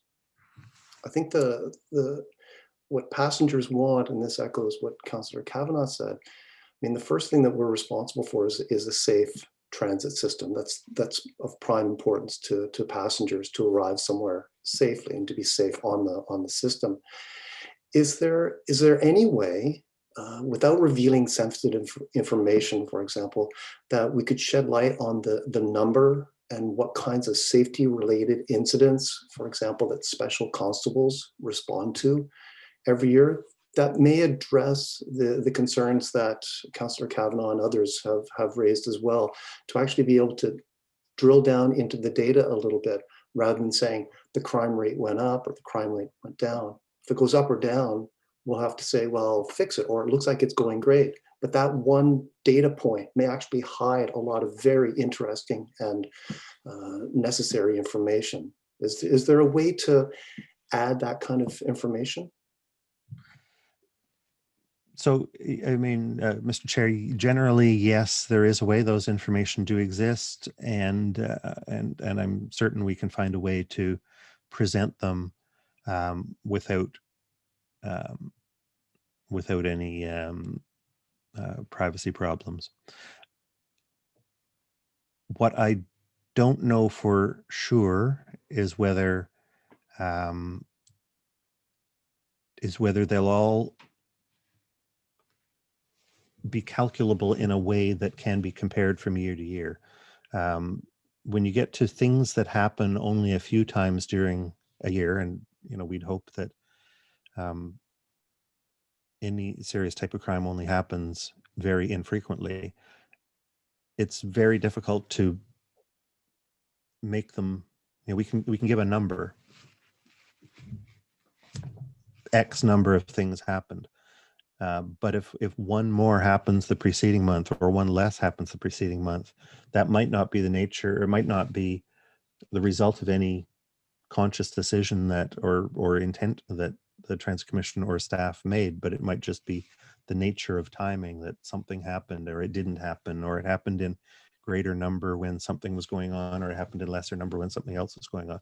It would be hard for us to put a story around these numbers and tell you that there's an ongoing trend. They are numbers that that exist in the records management system. We will do some work to find out and to be sure that we're reporting them in a way that's consistent with how other law enforcement agencies, including Ottawa Police Service, do report them.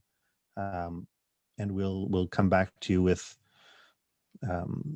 cautions if necessary on how you don't want to chop it down too fine and say this particular type of criminal code offense in this month, in this year, because the numbers might be so small that they're hard to draw an ongoing picture from.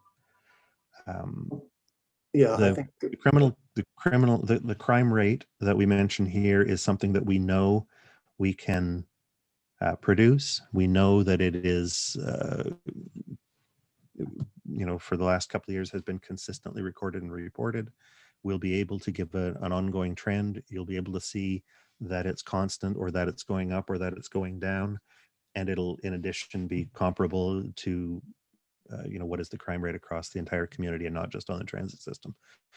The finer we chop these measurements down, the harder it's going to be for us to give that consistent picture, which allows you to look back and to think about the future. I agree, Mr. Scrimgeour. I just think that passengers are owed, I guess, a little more information about whether or not they should feel safe. And I know that feelings are not facts.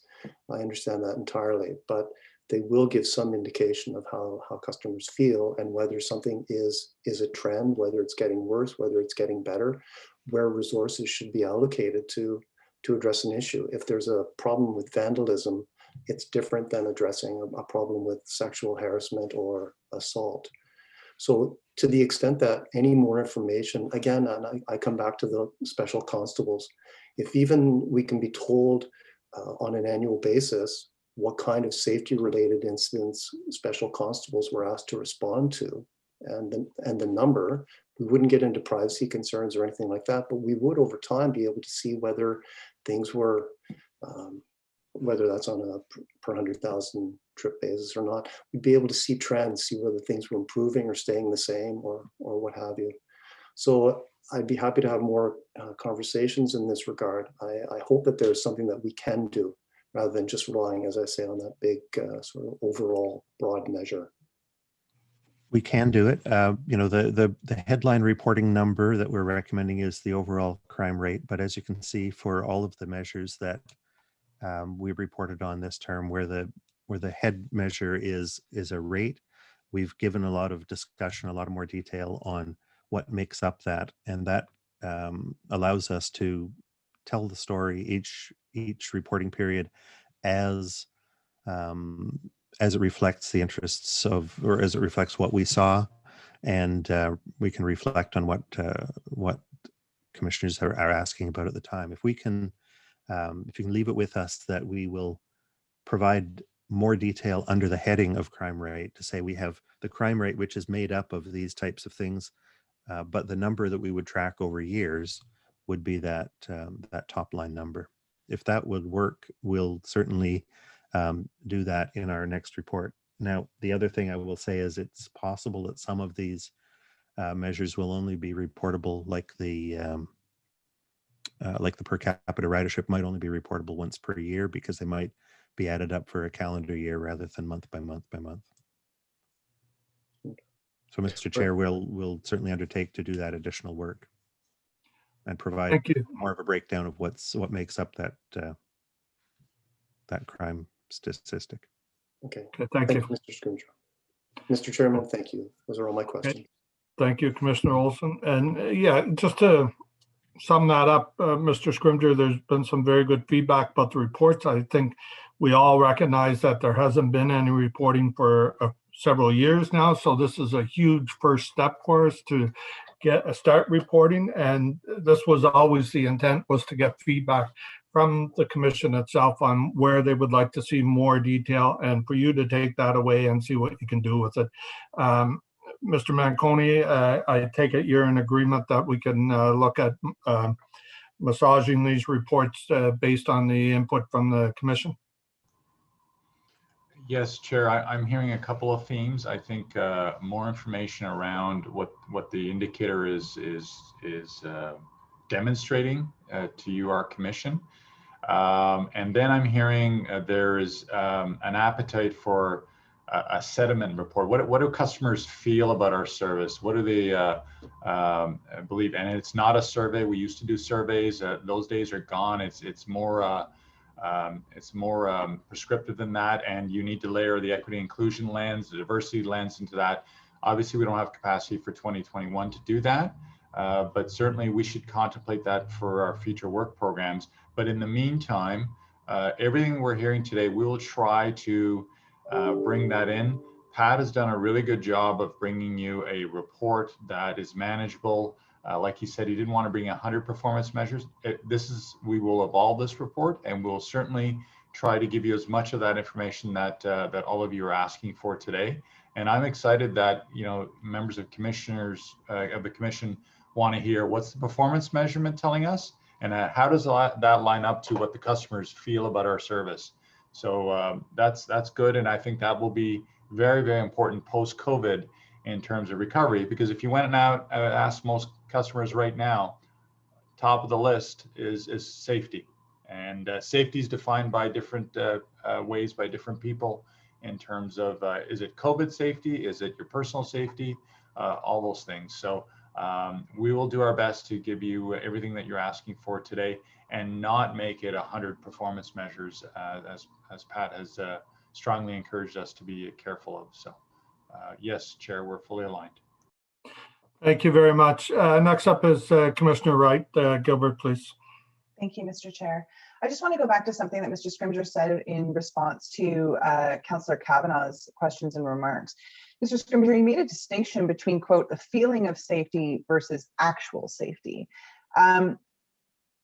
That remark is actually quite disturbing to me. I think it demonstrates the fundamental problem with our definition of safety. If our customers don't feel safe, they are not safe. If I, as a woman on our train or on our bus, don't feel safe, I'm not safe. In my mind and in reality, I'm not safe. And to be honest with you, if I continuously don't feel safe using our transit system, if I have the option to not use it, I'm not going to use it. And so I'd like to give you the opportunity to clarify that remark, because I found it incredibly disturbing. Well, as head of the department, Commissioner, I will tell you that you're absolutely right. And I'll tell you why. I believe in everything you just said. And most importantly, a few years ago, as some members know that we're on this commission, we had some serious concerns aligned to exactly what you're talking about, which Hollaback brought forward to us. And to their credit, we worked with them, we worked with Cowie, we worked with a bunch of groups in the community, and the statement was exactly what you said. You can tell me that your system is safe as you think it is, but if I don't feel safe, I don't feel safe. And that's what led to the online reporting, the first in North America that actually won an award. Commissioner, we are fully aligned. If you don't feel safe, we could tell you how safe the system is, and Pat was not intending to do that. I'll give him an opportunity to speak, but I want to tell you, we're not debating at all your comments about safety. If customers don't feel safe, we have a problem and we need to address that. And so I'm very aligned to what you've just said. And I appreciate that, Mr. Manconi. If we have an award-winning reporting system, which I know that we do because Mr. Scrimgeour and I discussed it, and in previous comments said that the crime rate is something that we know we can produce and produce for these reports. We can also use our own data, i.e. that reporting system, to report on being harassed, being feeling unsafe on our transit system. It provides context. It provides the context that groups like, and I won't speak for Hollaback, but I have had a couple of emails with them, and I appreciate the work that they do. It's not just about the numbers of I broke my leg, or I wasn't hanging on and I crashed in the front of the bus. I've done that. It's not about that. It's about feeling unsafe.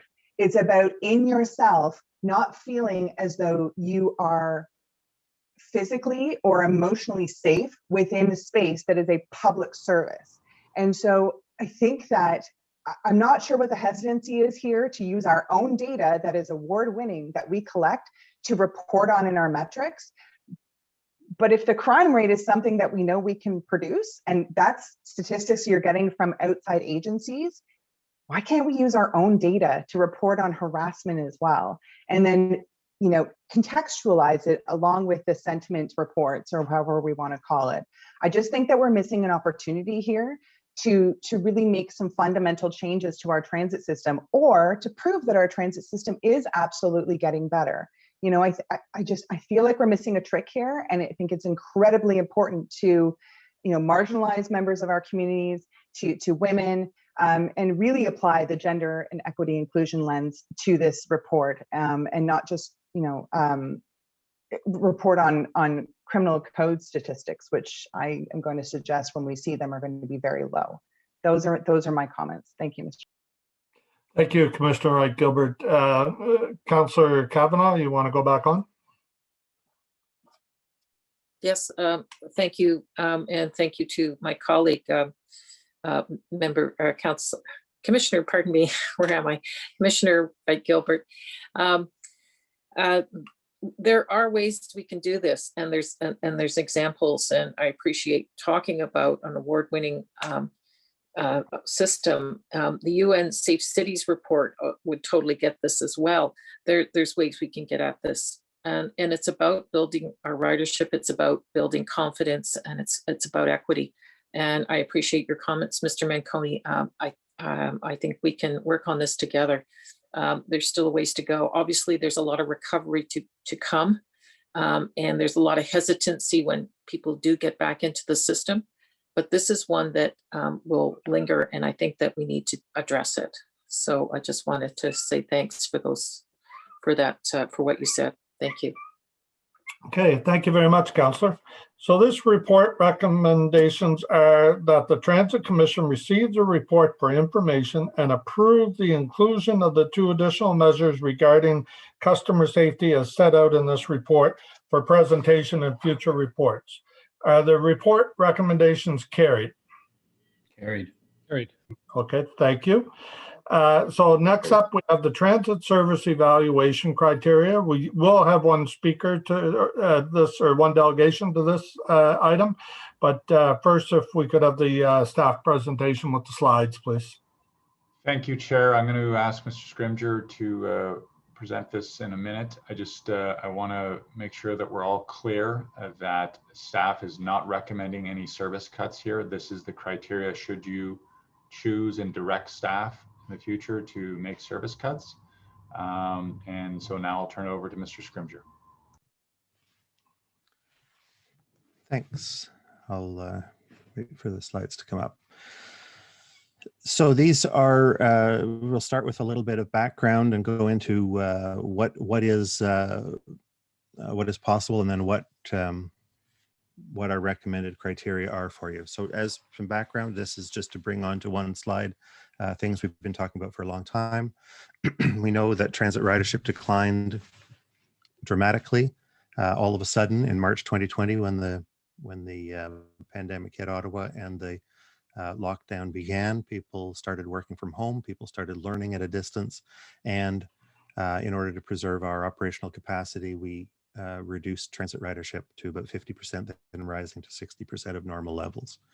Ridership then approximately doubled through the summer of 2020 as we had new health measures brought in the transit system, as masks became compulsory across the transit system, and as we returned to full service. Ridership was then steady through the fall at about a third of what it would normally be, because people continued to work from home, distance learning continued, and there were certainly public health measures to discourage travel. Next slide, please. Now here's the graph of how ridership has changed during 2020 and the first part of 2021. The thick, lighter blue line is the combined average of all ridership on the transit system. The dark blue line is the O-Train. So it's both O-Train lines up until May, and then O-Train line 1 since line 2 closed. The gray line, the dark gray line, is conventional bus ridership, and the red line is Paratranspo Ridership. And you can see that overall they follow the same trend, falling very low very quickly in March, rising gradually through to September, October, being fairly stable and steady from September to January, and then an immediate drop with the lockdowns that came at Christmas time. However, you can also see that ridership is higher on some parts of the system. Paratranspo ridership is at 40 to 50% of where it would normally be back in December, where ridership on the very downtown focused O-Train line 1 has rarely got above 20% of where it would normally be. The next slide, please. So as we go into 2020, ridership declined very quickly at the beginning, and very likely has declined again with the things that were announced in the last couple of weeks. Public health measures discouraged travel. Schools adopted remote learning for a period, then went back to on-site learning, and now have gone back to remote learning. Ridership increased through February when the schools returned. January, we're at 18%, but March, we were at 26%. Probably in April will be lower than that, but it goes up and down as the nature of the public health advice goes up and down, and we have to be ready for all possibilities in the future. The next slide, please. So one of the things that's changed is who is riding transit, and you can look at this in more detail later, but the big lesson here, which is not a surprise to anybody, is the number of office workers, which usually is one of our largest segments, has gone way down. You can see social science, education, government, and religion. These are job categories that come from Statistics Canada, normally at 22% of our ridership, and you can see on the right that that's gone down. That's only 13% of our ridership. Students, the percentage has gone up, not because the number of students has gone up, but because it has gone down. We estimated at that time that that when we were doing this, about 25% of our customers who were students were still making trips. So that had gone down from 21% of our total ridership to 16%. But some of those people who are in situations where they haven't had the choice, you can see people working in the service industry, you can see people who are unemployed, retired. Those numbers have gone up as a percentage of our total ridership because they haven't had a choice. They need to continue to ride transit. They need to continue to travel even through these public health restrictions. The next slide, please. This is a graph which I think we showed another time before. This is rail transit systems all across the world, coming from the COMET benchmarking group that we're a member of. And you can see that across the world, the trends are generally similar, different in nature, depending on the nature of how important transit is, how much transit is, and what are the, what's the demographics and the work environment and the urban characteristics of that region. But all across the world, ridership went down as the pandemic began. You can see it going down in the Asia Pacific region earlier, and then down in Europe, North America, and Latin America all at the same time that it happened here. Europe, North America, Latin America all fell down to about the same level of ridership and have all increased gradually, followed by more instability as you get to the end of 2020 and into 2021 as those second and third waves hit. You can see Asia Pacific growing and being higher, and that's consistent over all parts of that region. Latin America being pretty similar to North America, but with higher transit ridership overall and recovering a little bit better, but different between countries. So that's just an overall to show that what we're experiencing in trend is not different from anyone else in the world. What's happening that's different in North America is that the recovery of transit ridership is lower. The next slide, please. So some of the things over the next two slides that has happened to date, decisions that have been taken by staff, the commission, and council in different ways. In March 2020, bus service were reduced to about 50%. Immediate cost mitigations were implemented with about a $13 million reduction in operating savings and about $20 million in capital spending that was deferred into future years to start to address the city's financial situation. In June, the Transit Commission approved the recovery plan based on the public health guidelines. That was when masks came into use. There was a provincial 3-stage guidelines. There was a corporate recovery plan. The bus service went back to the full network. This was a big decision that was taken in June 2020. In November 2020, we staff provided the draft budget to council, which was ultimately approved. That included $30 million a year in cost reductions, up to $90 million in capital budget adjustments. And we also laid out for you the plans A, B, and C. What would we do if ridership did not come back, and whether or not other levels of government provided funding. And that budget was approved. On the next slide, carrying on into this year, we did, the city and especially the transit costs were largely covered by contributions from the senior level government, with $108.3 million coming in, covering the last 9 months of last year. The small percentage, the $3.6 million that wasn't covered by that funding, was for costs that we had incurred in March before the provincial and federal fiscal year began. This year in March 2021, we've continue to see low ridership numbers. We're continuing to make savings. We've at our the last meeting of the Transit Commission, we had advised you of the service adjustments that we're making to save about $5.5 million this year and $11 million in a full year if it's needed next year.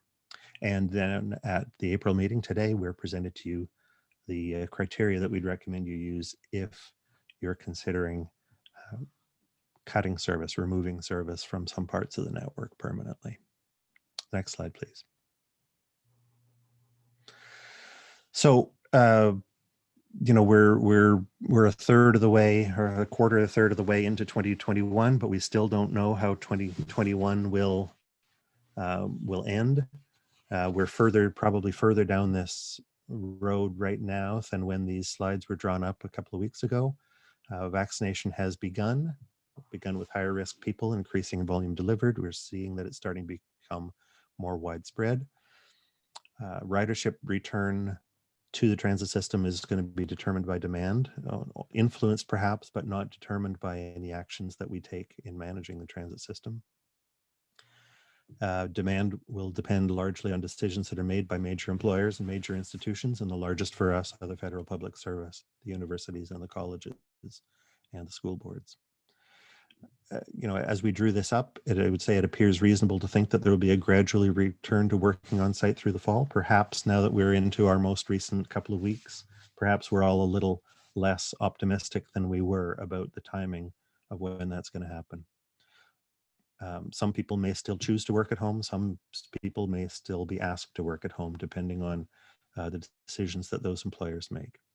And we should be ready for the universities and colleges to either decide to continue distance learning or to return to campus for the fall term. We probably need to cover both of those possibilities until the universities and colleges decide. The next slide, please.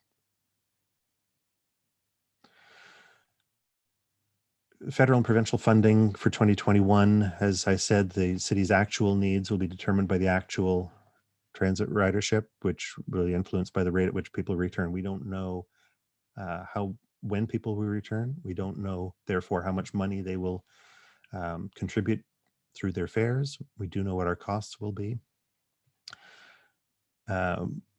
Working with our colleagues in finance, there's an end of year forecast that shows that we could use $153 million of federal funding, federal and provincial funding, if the worst case comes true.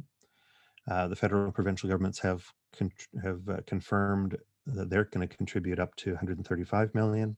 We've identified our 5.5 million in savings. If that worst case comes true, there's a funding gap of $13 million. If the worst case isn't quite that bad, the gap would be less. At the time we drew this up, we were awaiting the tabling of the federal government, the federal budget, to confirm any additional assistance from municipalities. It's not, I don't know the budget well, but I understand that that was not a subject of the budget. And as ridership, as I said, if ridership goes up, if the city becomes healthier and people go back to work, we will get more fare revenue, and that will lower that gap of $13 million. Next slide, please. So the next thing I want to talk about is, what are service cuts? How would you evaluate? How would you consider them? And how, in the end, might you select them? The next slide, please. And as John mentioned, we're not recommending service cuts. What we're discussing is how one might decide, what one might consider, what the Commission and Council would consider, should consider, as they're determining whether service cuts are needed and what types of service cuts should be made. And when I talk about service cuts, I'm talking about a permanent loss of mobility, withdrawing a service from a time of day, a group of customers, a region of the city, a district, so that there's no alternative. We've made service adjustments continuously, the kind of things that are delegated to staff, the authorities delegated to staff to make decisions on how frequently should a bus run, how do we correspond service to ridership, what kind of walking distances there are. And we told you last month about some temporary service reductions, suspending some routes temporarily where ridership was very, very low, trimming some routes back where they ran parallel to other routes with higher ridership, and having some routes run less frequently than they would normally. But the service cuts that we describe in this document are the deeper things. These are really the permanent things, not a temporary suspension, but a permanent reduction. And some of those types of service cuts might be reducing frequency on a route with low ridership, for instance, running it every 30 minutes, changing it from every 30 minutes to every 60 minutes, permanently removing some of the connection routes, removing some local routes at certain times of the day, perhaps evenings, weekends, the concept of removing some of the local routes entirely. And the additional thing that we talked about in our business plan for this year, which is to look at the possibility of changing some local routes to on-demand service, as other cities with lower ridership than we have are considering right now. An overall comment is that we are certain at this point, and we can advise you that there are no options out there to bring efficiencies to the network, to restructure the network to be more efficient while still maintaining the same quality of service. At this point, any service cut that would be made has a measurable negative effect on transit customers in some way. Next slide, please.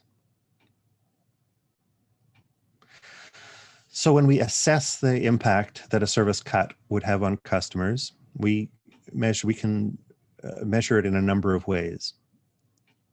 Customers' experience on the transit system is measured by how long it takes to walk to the nearest stop or station, how long you have to wait when you're there for the next bus or train, how long your travel time is on board, how many transfers you have to make to complete your trip, and how reliable that service is. And, closer walking distance, shorter waiting time, shorter travel time, fewer transfers, more reliability are all positive things that would make a customer's experience better, and the opposite would make their customer's experience worse. And we can count the number of customers who will be affected by these kinds of changes, and we can, from those counts and the degree of change, we can estimate how much ridership would decline from these reductions in service quality. And then we can compare those negative effects and the change in transit ridership with the cost savings that would be achieved, and we can rank potential cuts in order. We can say these will lose you this many customers per dollar, and say that some are less impactful than others. But that doesn't tell the complete story because not everyone has a choice. So next slide, please. The equity and inclusion lens guides us because this is a fundamental policy decision of council, that any potential decision being made by council be evaluated for its effects on groups of people who are already disadvantaged. And the equity and inclusion lens identifies the groups as listed on this page: Indigenous people, Francophone people, LGBTQ people, immigrants, new Canadians, older adults, people living in poverty, people who have disabilities, racialized people, rural residents, women, youth, and generally speaking, others who are also at risk of being excluded from decisions or consideration. And one of the aspects of OC Transpo is when you take all of these groups together, they represent the majority of our customers. Next slide, please. So normally, when we give you any staff recommendation on major service change, that would come along with an assessment of its effects on these groups. If there's a negative impact on an area of the city, we would check to see if that's an area of the city which is where travel is being made by out of proportion by one or more of those groups, so that you'd be able to consider that. If we're looking across the whole system, if there were ever a decision to be taken to direct staff to look at multi-million-dollar service cuts, we can be certain that all of these groups will be negatively affected. We can calculate the degree to which they're affected, but one of the considerations we'd come back to you with at the time is how precise should that evaluation be across the equity and inclusion lens. If it's particular route by route by route, then it's a bigger piece of work and will take time to do, could delay the time by which council can make its decisions. If it's a broad-based description, just so that council knows the impacts of the decision it's considering, that is something that could be done more quickly. The next slide, please. The question is, how do you decide? We don't know how we'd, we don't speak here about how you decide the degree of savings that would be needed, but how do you select? Then the least harmful impact, the least harmful result in the short term is to select the service cuts that achieve the greatest savings with the least negative effect on customers. Generally speaking, that would mean removing routes where there are nearby alternatives. The definition of nearby will change depending on the quantum of what kind of savings are required, and removing routes and time periods where there are fewer customers. The greatest savings, on the other hand, come from cuts during peak periods because they derive some of our fixed costs as well as our variable costs. But when we reduce service during peak periods, we end up reducing the city's long-term ability to grow. If we retire buses from the fleet, it's a multi-year process to budget, procure, and get those buses back into the fleet. If the transit workforce is made smaller, it is a matter of months to recruit, train, and bring new staff onto the system. So as I mentioned earlier, we could give a list that's developed. We can develop a list, put it in ranked order from least harmful to most harmful, add up those savings, and draw a cutoff at the point that achieves the level of savings that council is looking for. But whatever those decisions are, everyone involved in those decisions needs to consider that the result of that is a longer walk for customers, a longer wait for customers, perhaps more crowding, all of which will discourage transit use for those who have a choice, and for those who don't have a choice, who are limited to using transit and don't have other alternatives available to them, either for reasons of their disability or reasons of their economic situation. Those people have to endure that longer walk, that longer wait, or that crowding because they don't have an alternative other than using transit. Next slide, please. Consultation can be a major important part of any municipal decision. In the case if the commission, if the council were considering service cuts, consultation would allow for information to be shared with customers and residents about the reasons for the cuts, the details of the potential cuts. It would be an opportunity for customers to explain their travel needs and to tell the story of what the negative impacts are for them. It would allow those involved in making the decision to understand the particular ways that those potential service cuts would affect customers. Consultation right now during the pandemic is best carried out online, which is quite different from the way it's been in the past. If consultation were done along these lines, we'd provide those in the staff, we would tally up the information, find a way of capturing the things that people are saying, and let them comment on octranspo.com and support any additional consultation methods that councillors would choose to carry out. Next slide, please. We'd then summarize the results of the consultation, work with councillors to revise the list of potential service cuts to address points that were raised, and in the end, bring a set of recommendations to the commission. So that's the end of the presentation. There's much more in the report, and I hope you've read through the report. It describes these points, that it's to be, we would, if we were to do broad service cuts, deep service cuts, we need to have direction from the commission on how we are to decide, how we are to bring recommendations to you, and how we are to consider the many contradictory aspects of this, and how it can affect both people in the short term, different groups of people in the short term, but also how it can affect the city's stated and approved ambitions and policy directions for the future of being a more inclusive, a more transit dependent, urbanized city than it has been. So I'll turn it back to John if John has any more comments beyond what I've just laid out. No, it's back to the chair. Thanks, Pat. Okay, thank you both. Thank you, Pat, for that excellent presentation. First up with the questions is Commissioner Caracado, please. Just a reminder, Chair, there's a member of the public registered to speak. Thank you, Eric. Sorry, I just noticed that again too. Sorry, Commissioner Caracado, if you could just hold on. We have one delegation. My apologies, Salma Al-Shihabi. If you're available, would you, my apologies for skipping over there. If you want to start whenever you're ready. No worries. Thank you very much. Good morning or good afternoon. Thank you very much for the engagement we've had over the past 3 weeks about this issue.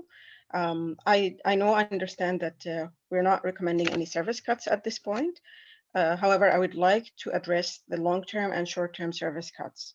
And first, I'm going to start with the long-term cuts, if it's ever considered by council. There is just so much juice that you can squeeze out of a lemon. And staff clearly stated in their report that there are no remaining options to restructure the network to be more efficient while still maintaining the same access to mobility and the same quality of service. Any service cut will have negative effect on customers who use the service that is affected, and the negative impact will be disproportionately felt by the people who have no other option but to use transit. On page 12 of the report, it was stated that it is essential, if the city's long-term goals are to be achieved, to preserve the ability for the transit system to return to full operations. The greatest cost savings require substantial and lasting cuts, such as by laying off staff, retiring buses from fleet and disposing of them, or by closing and disposing of facilities such as stations and bus garages. If any of these decisions are made, they're irrevocable, and it will be expensive and slow to rebuild our pre-pandemic service level. Staff gave examples, and for example, they said, if staff levels are reduced, future growth will require recruitment, selection, and training of new staff, which will take months to complete after funding is made available. Another example, if the size of bus fleet is reduced, further growth will require buying buses, and a process that can take up to 2 years from the time the capital funding is approved by council. So how much could we potentially save by losing our fleet? And if we were to repurchase it, how much will it cost? While the service cuts are to minimize cost in the short term, considering the long-term impact and significant cost to reinstate the service, would it be wise to do these steps? Reducing services would reduce mobility for customers who now use the service to travel from to and from the areas affected. And it was also mentioned in the report that it could actually have significant harm, such as remove the ability of some people to hold a job.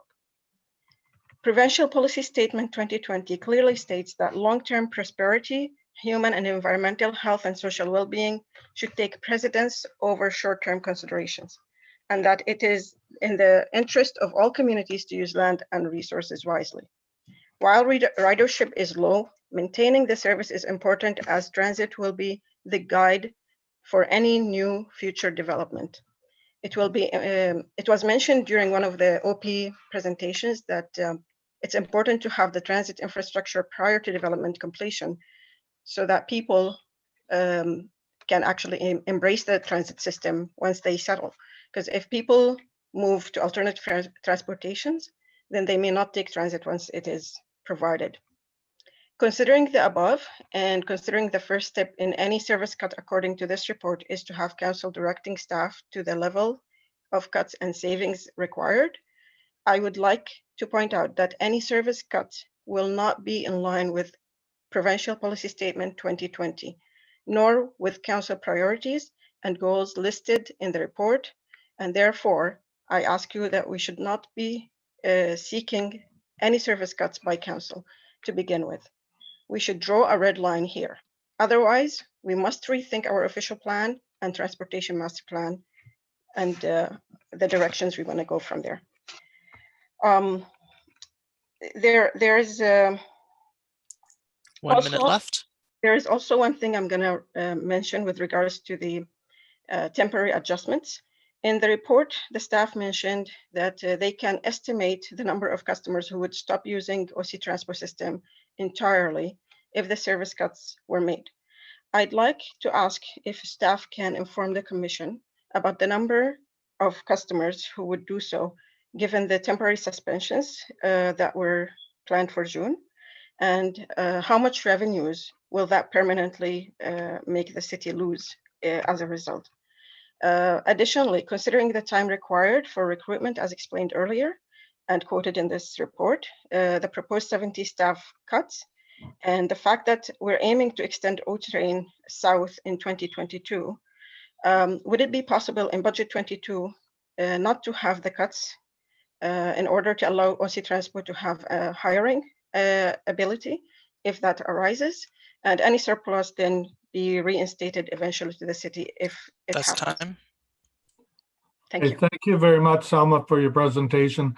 I won't ask the four members to drop their hands because I believe you all had questions for staff. Could somebody just wave in their screen if they had any questions for the delegation? Okay, seeing none. Thank you very much for coming out today, and thank you for your correspondence to the commission as well. We appreciate your input. Thank you. Thank you very much. Have a great day. First up, I have Commissioner Caracado, followed by Commissioner Brockington.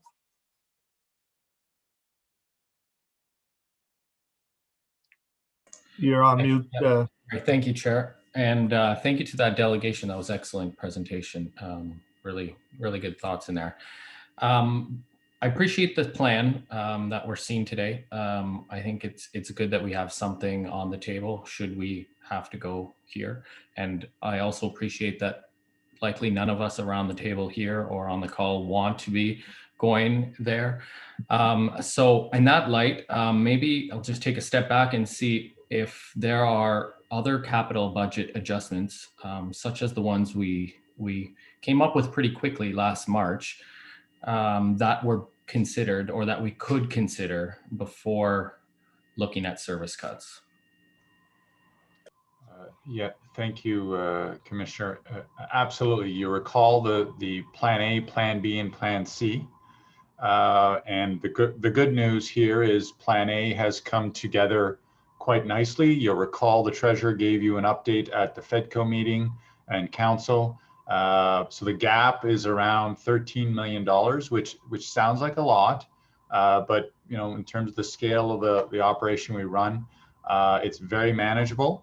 And what I have spoken to the Treasurer and the City Manager is that we're going to see this month by month. And if we need to, we go to Plan B, which was some further reduction in capital, which would be capital deferrals, before we go to Plan C. And Plan C is the doomsday scenario where you start making severe cuts. We would tweak our capital and a mix of deferrals and some adjustments, and then also through whips, which we normally do. So we'd mine out the capital areas before we go into even starting to think about Plan C. And then also for 2022, you're positioned with the annualized savings that you just approved, which is $11 million. So we've looked ahead to 2022, which you've heard the Mayor and the Chair talk about in terms of look ahead. So we're proactive with the measures that you approved at the last meeting.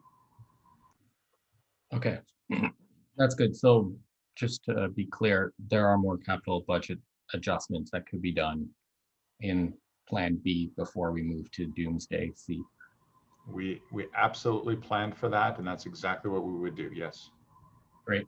And keep the expenditure control measures in place, which you recall I mined out, I think around $12 million last year. So we're going to do that before we get into capital adjustments. Okay, great. So sounds like we have more options. Are we also doing a similar exercise to determine where we can grow revenue to avoid any service cuts or capital adjustments? Absolutely, but it's slim offerings. You did the advertising motion that you approved, Commissioner, or that you recommended. We're looking at what universities are going to do regarding the UPass. Festivals, unfortunately, aren't happening. I don't know if there's been an announcement on the Red Blacks. We're looking, Blues Fest is deferred. That was a revenue source for us. We need COVID to come to an end, and we can start mining out all this stuff. But everything's on the table. The thrust is deliver good, safe, reliable service at the lowest unit cost and save as much as we can so that we have those efficiencies and then before we get into capital reductions. Okay, if I may, and I don't know if I'm allowed to do a direction to staff, but could we come up with a list of perhaps some revenue options that are on the table, such as the ones you've mentioned, but also others that we could then discuss as a commission? I'm happy to send to the commission members all of our revenue inputs that we get. And if there's ideas that you may have, I wouldn't wait for a meeting. Send them to me is my advice. If you've got, I'll take any revenue I can get right now. Yeah, okay. I think a good conversation about those ideas would be helpful. But if I have any, I'll definitely send them along by email. On to page 4 of the report, the steps that we would need to follow if council determined to proceed with service cuts. Just trying to get a sense of how long that process would take. The most difficult thing you would need to contemplate as members of commission and council is how long you want to consult.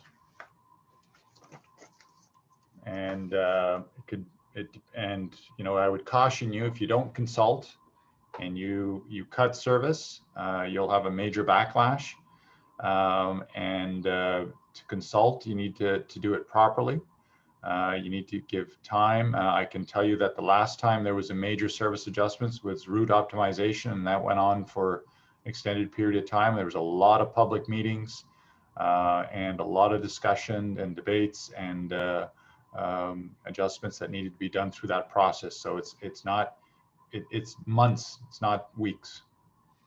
But again, we would be in your hands as to if you wanted to move at an accelerated pace and just do, email consultation rather than facilitated consultation, we would move quickly. I doubt that's what you'd want to do, and it would not be our recommendation.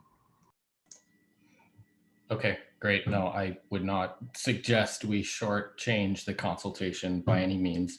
I was just trying to get a sense of how many months or, weeks or years this would take. And to then put it in perspective, Commissioner, if there was a decision to proceed now, you'd be into, assuming a normal consultation process of the scope and scale of tens of millions of dollars of service cuts, you'd be into mid-2022 for implementation at this point, if you started today. Okay, so about a year. That I just want to say that I was really glad to see no proposed cuts at all to Paratranspo. I think we've come a long way, and I would totally vote against any cuts to Para at this point. So thank you, and I'll conclude with that. Okay, thank you, Commissioner Caracado. And I think one lesson that we've all learned in COVID is don't make predictions about how fast something's going to change. Commissioner Brockington, you're up next. Thanks, Chair. 3 weeks ago at our special meeting, I asked Mr. Manconi about our financial situation, and he wasn't exactly sure about the numbers. So I'm pleasantly surprised, but surprised about how good the financial situation appears to be. About 5 to 6 months ago, we were predicting a very dire financial situation for OC Transpo as of April 1st. As of April 1st, the bailouts that the province and feds were giving us were to expire. And the whole reason we created options A, B, and C were because we needed a plan to get through 2021. So I've just heard 135.3 million. Like, where did this money come from? When was this big? I don't know if I've just been busy with vaccine rollout in my ward, but when were the big announcements that there was new money after April 1st? So the treasurer provided that to all members of council at the last FedCo meeting, and she stepped you through all of that. And the slide 10 summarizes all that, which gets to that $13 million gap that we've got right now. And thanks to provincial and federal funding, it all came through. So I'm not on FedCo, so just elaborate for the commission, please. Yeah. What are the details of the money? So let's go to slide 10, please, Eric.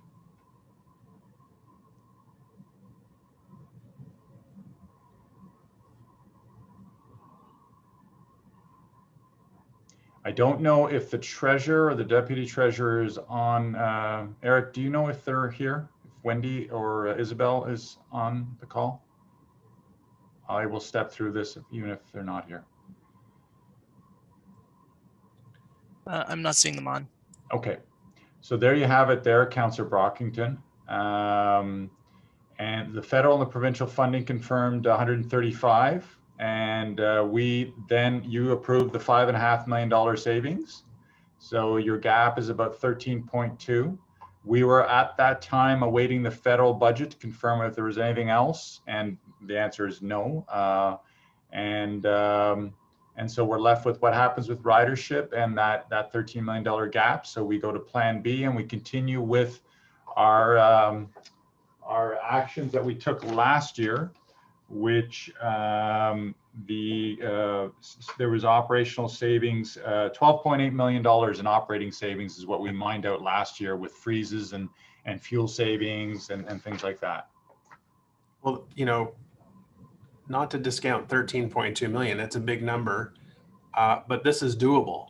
as OC Transpo and City of Ottawa, this is a number that we can tackle. So I'm relieved that some options we were considering at budget time last year doesn't seem to be as significant or as dire. So I'm happy in that regard that service will be able to be maintained. Mr. Manconi, a common question I have is who from the city is talking to the Public Service Commission, the 4 post-secondary institutions? Are we getting a sense that once public servants have been vaccinated, that there's going to be a push to return to work? What are we hearing? Okay, Eric, you can take that slide down, please. Thank you. Yes, Councillor, I followed up with the city manager when you raised that at our last meeting. He has spoken to senior level government officials there. We have a meeting that's coming up. They're going to be meeting with myself, Mr. Kanalakis, and Mr. Willis for the federal government employees. And then we're also teeing up a meeting with the universities, because those are the 2 tranches that are really still, there is no firm response yet from the federal government or the universities. But I can assure you it's a bi-weekly discussion for me, because that's what I need to know. I think we can make a case, Chair, that we are disproportionately impacted more than other cities whose workforces are more diverse than in the capital city of Canada, where such a large portion of our workers are with the federal government. They're not our only riders, but they occupy a significant chunk. And I think we can make a case to the feds that if you are going to make a decision not to go back to work, you have to understand this impacts public transit in Ottawa. So I think we can make a strong case for additional operating funds from the feds that you make a choice, it impacts us. Otherwise, we scramble with the financial situation that we're in now. So I appreciate those conversations are ongoing, but I really do think Ottawa, City of Ottawa, is impacted at a greater rate than other cities like Toronto, whose economy is much more diverse than ours. And their transit ridership is consequently much higher than ours is at the time. So thanks, Chair. Okay, thank you, Councillor. Next up is Commissioner Wright Gilbert, please, followed by Councillor McKenney. Thanks, Mr. Chair. So the message I'm getting from this report is that there's no good option, right? That cutting service, it's not really a good option. That raising fares, that is definitely not a good option, and I agree with that. Raising taxes isn't a good option, and so essentially we are being asked to approve criteria for us to make, for us and for council essentially to make a decision of which there are no good options. Would that be a fair way to sum that up? I wouldn't characterize it that way. Okay. This commission asked for, Mr. Manconi, before you do cuts, what are you going to do? How are you going to do it? And we committed to bringing you back this report in terms of the criteria. In addition to that, you advised what can you do before the plan A, plan B, and plan C scenario. So we've got the plan A mapped out, thanks to the work that we did at the political level and at the staff level. And we have the plan B scenario. And this is the last tranche of that. And in addition to that, we proactively found the $5.5 million service adjustments with a full annualization of $11 million.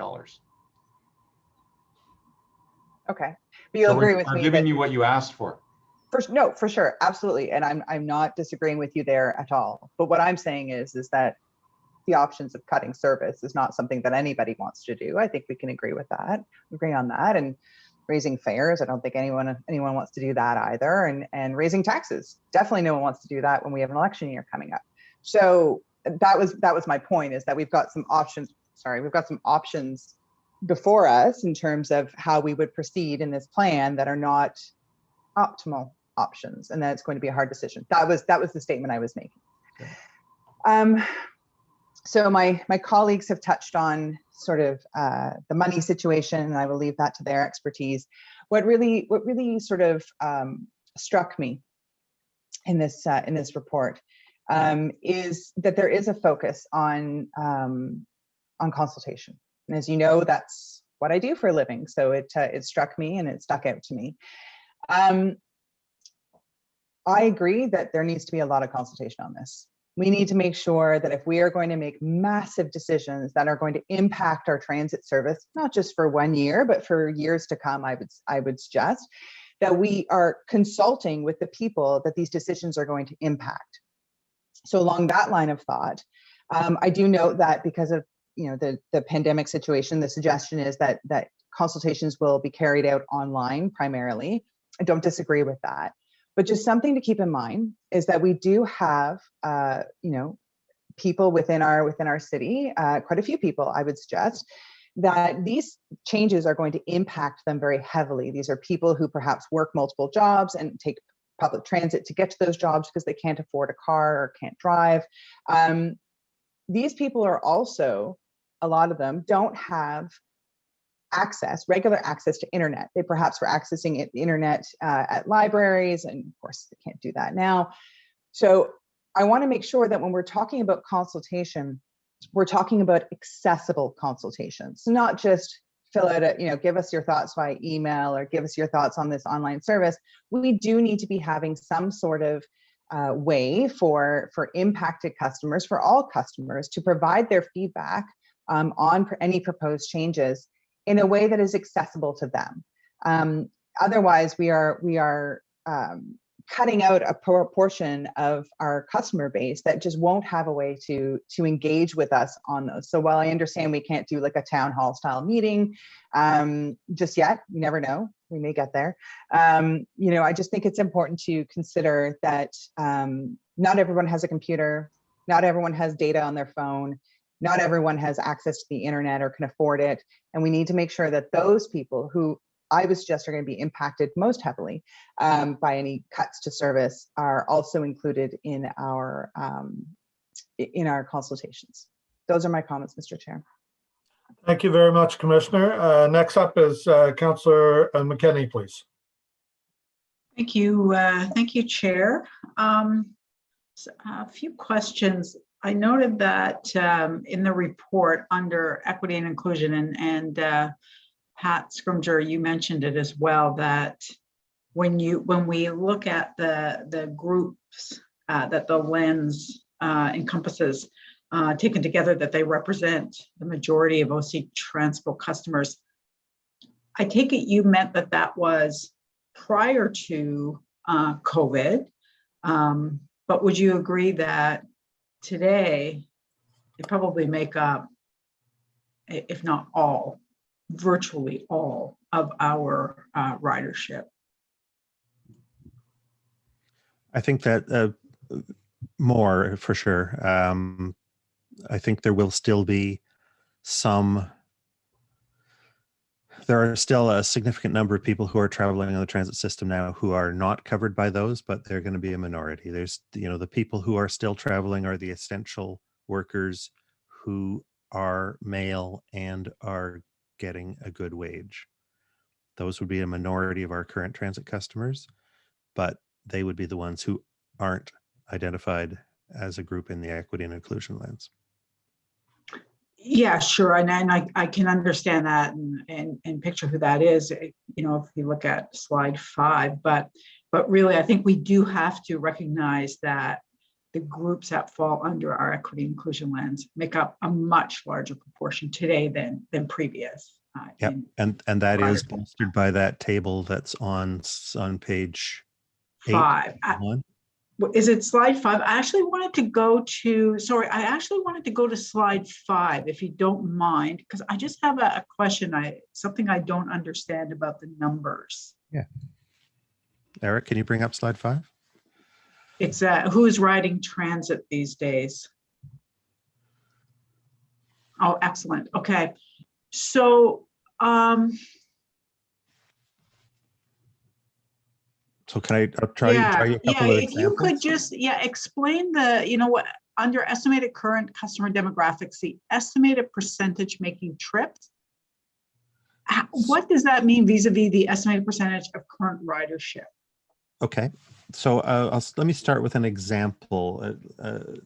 If you look at the left column, let's go with unemployed. People who are unemployed are normally 2% of our ridership, and we collect that data through Statistics Canada and through our origin destination survey. Okay.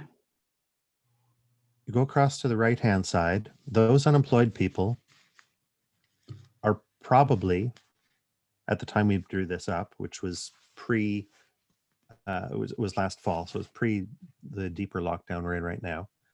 Our estimate is that those people are still making those trips. 100% of those trips are still being made. They have no alternatives. They have to make those trips. The trips they had to make before are still what they have to do now. So there's one example.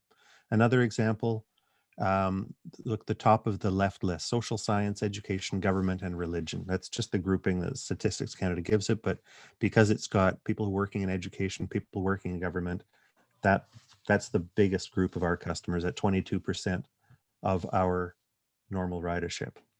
Our estimate, based on some surveys that our colleagues in economic development did and discussions that they were having with a wide range of stakeholders, was that about 20% of those trips are now being made. So over on the right-hand side, we estimate that 20% of the trips that are being made by that group are now being made.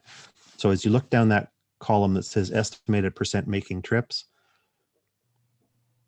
the estimates we're working from, 25% of the students are still traveling. 50% of the people who work in sales and service are still traveling, 20%, et cetera, et cetera. Okay. And then when we add all those up, we do the math, add them up, how does that change the distribution of these people of our current ridership, our last fall ridership, where normally students would be 21% of our ridership. Right now, we believe that they're about 16% of our much lower ridership. Social science, education, government, religion, normally 22%. We think it's now about 13% of our normal. So you can see there, for instance, health workers, normally 2% of our ridership, we think is now 5% of our ridership. Okay. That's what this number means. And the result of it is exactly what you're saying. It's that the people who are, well, two things. It's the people who are identified by the equity and inclusion lens as being disadvantaged now make up a greater fraction of our total ridership than they would have pre-pandemic, but also, and more narrowly, the people who don't have a choice, who must use transit, are making up a greater proportion of the total. When our ridership fell last year to 15%, and when it reached January, 18% of what it would normally be, it is likely that almost all of the people who were traveling on transit at that time were doing so because they had to make the trip and they had to use transit. This wasn't a choice of whether to make a trip. This wasn't a choice of how to make that trip. And that may represent, that may be some indication of what proportion of our total ridership is in that kind of situation. Okay, that is helpful just to establish for us, really in stark numbers, who is still on transit, who still needs to be on transit. And for the most part, they are essential trips made by essential workers. Sometimes people who are unemployed as well, having to get to maybe part-time jobs or contracts or looking for work. But for the most part, the people left on our transit system fall under our equity and inclusion lens, under the groups that we've identified, and they are essential workers that we are trying to protect today. So I appreciate the more detail into that. Another question was around vulnerable parts of the population as criteria. I'm just not sure how you talk about not wanting to have a disproportionate impact on vulnerable parts of the population, but I'm not sure how you assess that? I'll give you an example, a quick example. In the ward I represent, we're recognized as one of the neighborhoods in the neighborhood study that is a high-risk neighborhood. But essentially, it's because we have so many rooming houses. You take the rooming houses out, and today we probably wouldn't fall into that category. So I'm curious and concerned about how you would identify vulnerable populations. What we can do is those data are available to us geographically to some degree. So we know geographically where seniors live. We know geographically where many of the groups that are identified in the equity inclusion lens live in greater or lower proportion across the city. And when we're evaluating for you a potential service reduction or potential service cut in a particular part of the city, we could look at the zones along that route and say, along this route, people with disabilities make up a greater fraction than average or a lower fraction than average, and therefore are more affected. Seniors are more or less affected because there are more of them in that area. My suggestion is that some of the people who are identified in the equity and inclusion, some of the groups that are identified in the equity and inclusion lens are disadvantaged in ways that don't relate so strictly to transportation. For instance, francophones are disadvantaged in other ways. LGBTQ people are probably disadvantaged in other ways more than related to transportation. But youth, people with disability, women, people with low income, people who are newly arrived in Ottawa are all going to be affected by transportation, and they're the ones that that we would look at. Now, it's not necessarily the same people, but it's probably very close to the same people who are affected more deeply by COVID and by the public health restrictions that come out of COVID. The people who are asked to work at home are very likely to be upper income people. The people who still need to make trips for medical reasons may be still seniors and people with disabilities. Not that any of these is 100% match, but those trends may occur, and the people who are most affected by COVID and therefore must still travel, the people who are, well, let me explain that better. The people who must still travel in the transit system right now, the people who are identified by the equity and inclusion lens, and the people who don't have any choice but to use transit, there may be a lot of overlap between these very broad definitions of people. Yeah, I agree. I think that when we're looking at this, I'm certainly not able to support approving an evaluation criteria unless, nobody wants to see service cuts. But this, what we have in front of us today, what I'm seeing in front of us today is, let's look at best way to greatest savings that impact the people who need our services the most, the people who are most disadvantaged. And nowhere am I seeing a suggestion that we look at our fair funding model. Nowhere am I seeing a suggestion that perhaps the rest of us who aren't impacted by COVID, who haven't been disproportionately affected by COVID, who aren't living in poverty all the time, who aren't part of our marginalized groups. We're looking to them for further savings. We're looking to them to pick up service cuts. We're looking to them to not have, some point, going from 30 to 60 minutes means not having a route.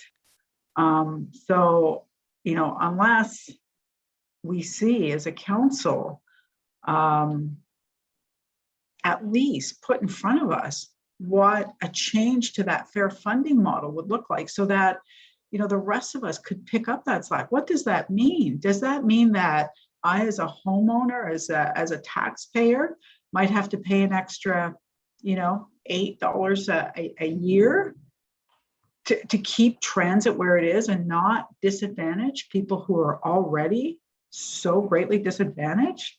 Unless I can see that, unless we have that conversation as a council, making these decisions for people who aren't around the table, and, you know, we can go out and we can consult, but, you know, we've done that before, and still the outcomes, you know, affect people who aren't at those tables all the time. So until we see that, I would suggest that we not approve certain evaluation criteria that we see in this report, because it's not balanced. It's not, and I'm not even looking for a balance. I think that the time has come to put balance aside, and for those of us that can afford it, and for those of us that are fortunate enough that we have not been so affected by COVID, so affected by a downturn in the economy, so affected by changes to transit, that perhaps it's time for us to pick up that for the people that are essential workers, that are going to work every single day and have to take our transit. So, Chair, I will be asking for yeas and nays, and I won't be able to support the report recommendations as is. Thank you. Thank you, Councillor. Mr. Manconi, maybe you can clarify something for me following the comments just received from the councillor. How much money would we be looking at shifting to the tax base if mid-year we were to switch to a totally free transit system? What's the total budget amount that would be switched over to the tax base? And sorry, Chair, I wasn't asking for totally free at this point, although I would take it. What I'm asking is, what would it take for us to pick up the slack to make up the difference in what we would be looking for in service cuts? Okay, thank you. I thought you were talking about a free model. Then cancel that request, Mr. Manconi. Did you have any comments on this then before we move on to Commissioner Olson? Thank you, Chair. No, I just want to reiterate, we are not recommending any service cuts. We're just bringing back what Council directed us to bring back during the budget, which was part of the Plan A, B, and C. And remember, all of you asked, or many of you asked, what is the criteria and process? And so we're just doing what Council has asked for. And absolutely, we are not recommending any service cuts. And you'll recall during the budget deliberations, I mentioned the studies that showed all the other jurisdictions that did the knee-jerk reaction and did service cuts, they hurt those that needed it the most. With respect to who pays for transit and fare box recovery and everything, that's all part of your long-range financial plan. And the affordability plan is where that discussion fits in on that. Okay, thank you, Mr. Manconi. Commissioner Olson, you're up next, followed by Councillor Kavanaugh, please. Thank you, Mr. Chairman. Mr. Scrimgeour, I just want to go to slide 16, where you talk about the how to decide. And you talk about the least harmful result is to select service cuts that achieve the greatest savings. The least impact here is coming up. Talk about where it would mean removing routes where there are nearby alternatives and removing routes in time periods with fewer customers. If there are routes with nearby alternatives, that means there are 2 routes that could potentially be considered for cutting. I would think that's how I read it. But also you could see instances arising where you had a route that had nearby alternatives but was very busy. You could also find a route that there may be no nearby alternatives, but there's a lot of customers. And I just wonder, with respect to this, there's obviously the impact is going to have to be considered as well. This doesn't get into that on the the different lenses that we're addressing. So I just wonder if there's scope to think about this and refine it as we sort of go forward. The way we, so two things, maybe three. When we say here nearby, this would mean nearby, but not to our current standards. We have standards right now set by the council and commission, or as council before the commission was formed, that tell us what is a reasonable walking distance to the nearest bus route. That's 400 meters during rush hours, 800 meters, or a 10-minute walk at other times of the day. That number would have to be stretched if we were to remove some routes to save some money. It would be a reduction of the service quality standards that the commission has met. There are no routes right now which are in excess of the standards that are set. We run a basic geographic coverage and we supplement that according to the need for capacity. Sometimes when we add capacity, we can space the routes more frequently, more closely together, rather than just beefing up service with a long walk. And that's how we get the service we have. The second is when you talk about how do we scale these, how do we measure these things?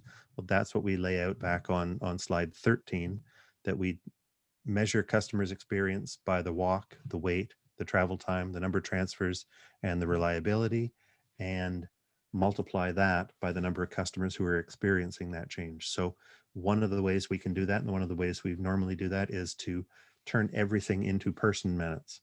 How many person minutes of delay have we added? Excuse me a sec. Just turn off this ringing phone. How many person minutes of added travel time, added customer time, and then divide that by the number of customers over whom that effect is spread. And that's how we can make a comparison of the total impact on customers. Now, if we break it down into demographic groups, we have to break that down into the effect on people who have a choice and the effect on people who don't have a choice of how they're going to make their trip. Okay, Mr. Scrimger, thank you. I appreciate your answer. Thank you, Commissioner. So next up is Councillor Kavanaugh, please. Thank you, Chair. These are, it's very sobering information, and it's something that we do have to look at. One of the questions I have is, do we have information in terms of in terms of our ridership amount? Is that available? We have ridership numbers in very great detail. We know the number of people who are getting on and off each trip at each stop across the whole system, and that builds up to the number that we reported to you in the previous presentation of our total ridership. I asked about gender. Oh, I'm sorry. We know about gender on an overall number. We don't know as much about we know how much of our total ridership from the origin destination survey is women versus men versus people who identify differently. In fact, we may not have that because our surveys are a bit too old. We know geographically a little bit, but route by route by route, trip by trip, customer by customer, we don't know at that detail. So we apply overall figures. We do know that generally speaking, women make up more than half of the ridership on all transit systems. Okay. And do we know during the pandemic if the numbers changed or if it's same or increased? I don't know whether we know that. Okay. I think that would be very interesting to know in terms of essential workers and who's going out there, if that is possible.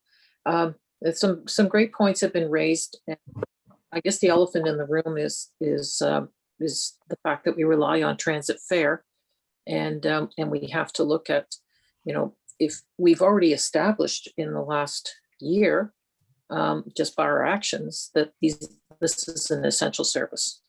There's no question about it. We call this an essential service, and it needs our support. And we even passed a motion asking federal government to help us support in our operation.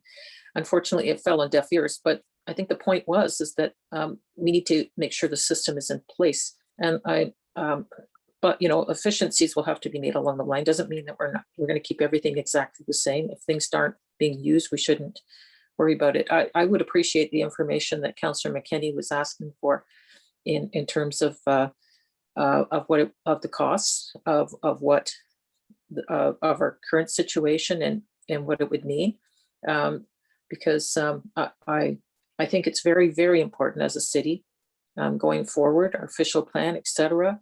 We need to keep the system in place. I don't have a crystal ball. I don't know when things are going to recover or what recovery will look like.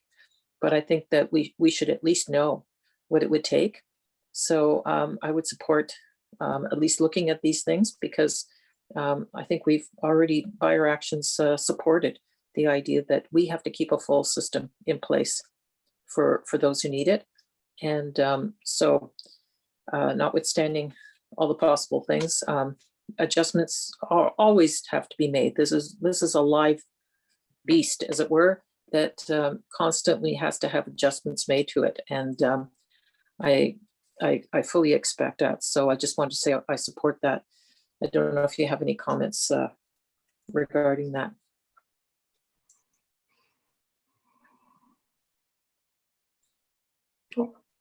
Doesn't sound like it. So any other questions, Councillor Kavanagh? No, that's all. Thank you. Great. Okay, thank you. So the report recommendations are that the Transit Commission recommend Council approve the transit service evaluation criteria and priorities as described in this report. Councillor McKenney's asked for yeas and nays. So if the clerk could call the vote, please. Commissioner Brockington, Yes. Commissioner Caracado, Yes. Commissioner Gower, Yes. Commissioner Kavanagh, Nay. Commissioner McKenney, No. Commissioner Olson, Yes. Commissioner Suds, Yes. Commissioner Tierney, Yes. Commissioner Williams, Commissioner Wright Gilbert, No. Vice Chair Cloutier, Oui. Chair Hubley, Yes. 8 yeas, 3 nays. Thank you, Eric. Appreciate your help with that. So this item will be considered by council at the April 28th meeting. Okay, so we're now moving on to in-camera items. There's no in-camera. Notice of motion. Anybody have any motions? Okay, no notices, inquiries. Seeing none. Other business? Seeing none. On adjournment, is the motion carried? Carried. Thank you. Carried to adjourn. Okay, our next regular meeting will be on Wednesday, May 19th. And Eric, could you tell us when the media availability will be? Perhaps Mr. Manconi could advise Chair, maybe in 15 minutes after the meeting. Chair, I would recommend you start it at 1 o'clock, if that works. 1 p.m. Okay, there we go. All right, thank you, everybody.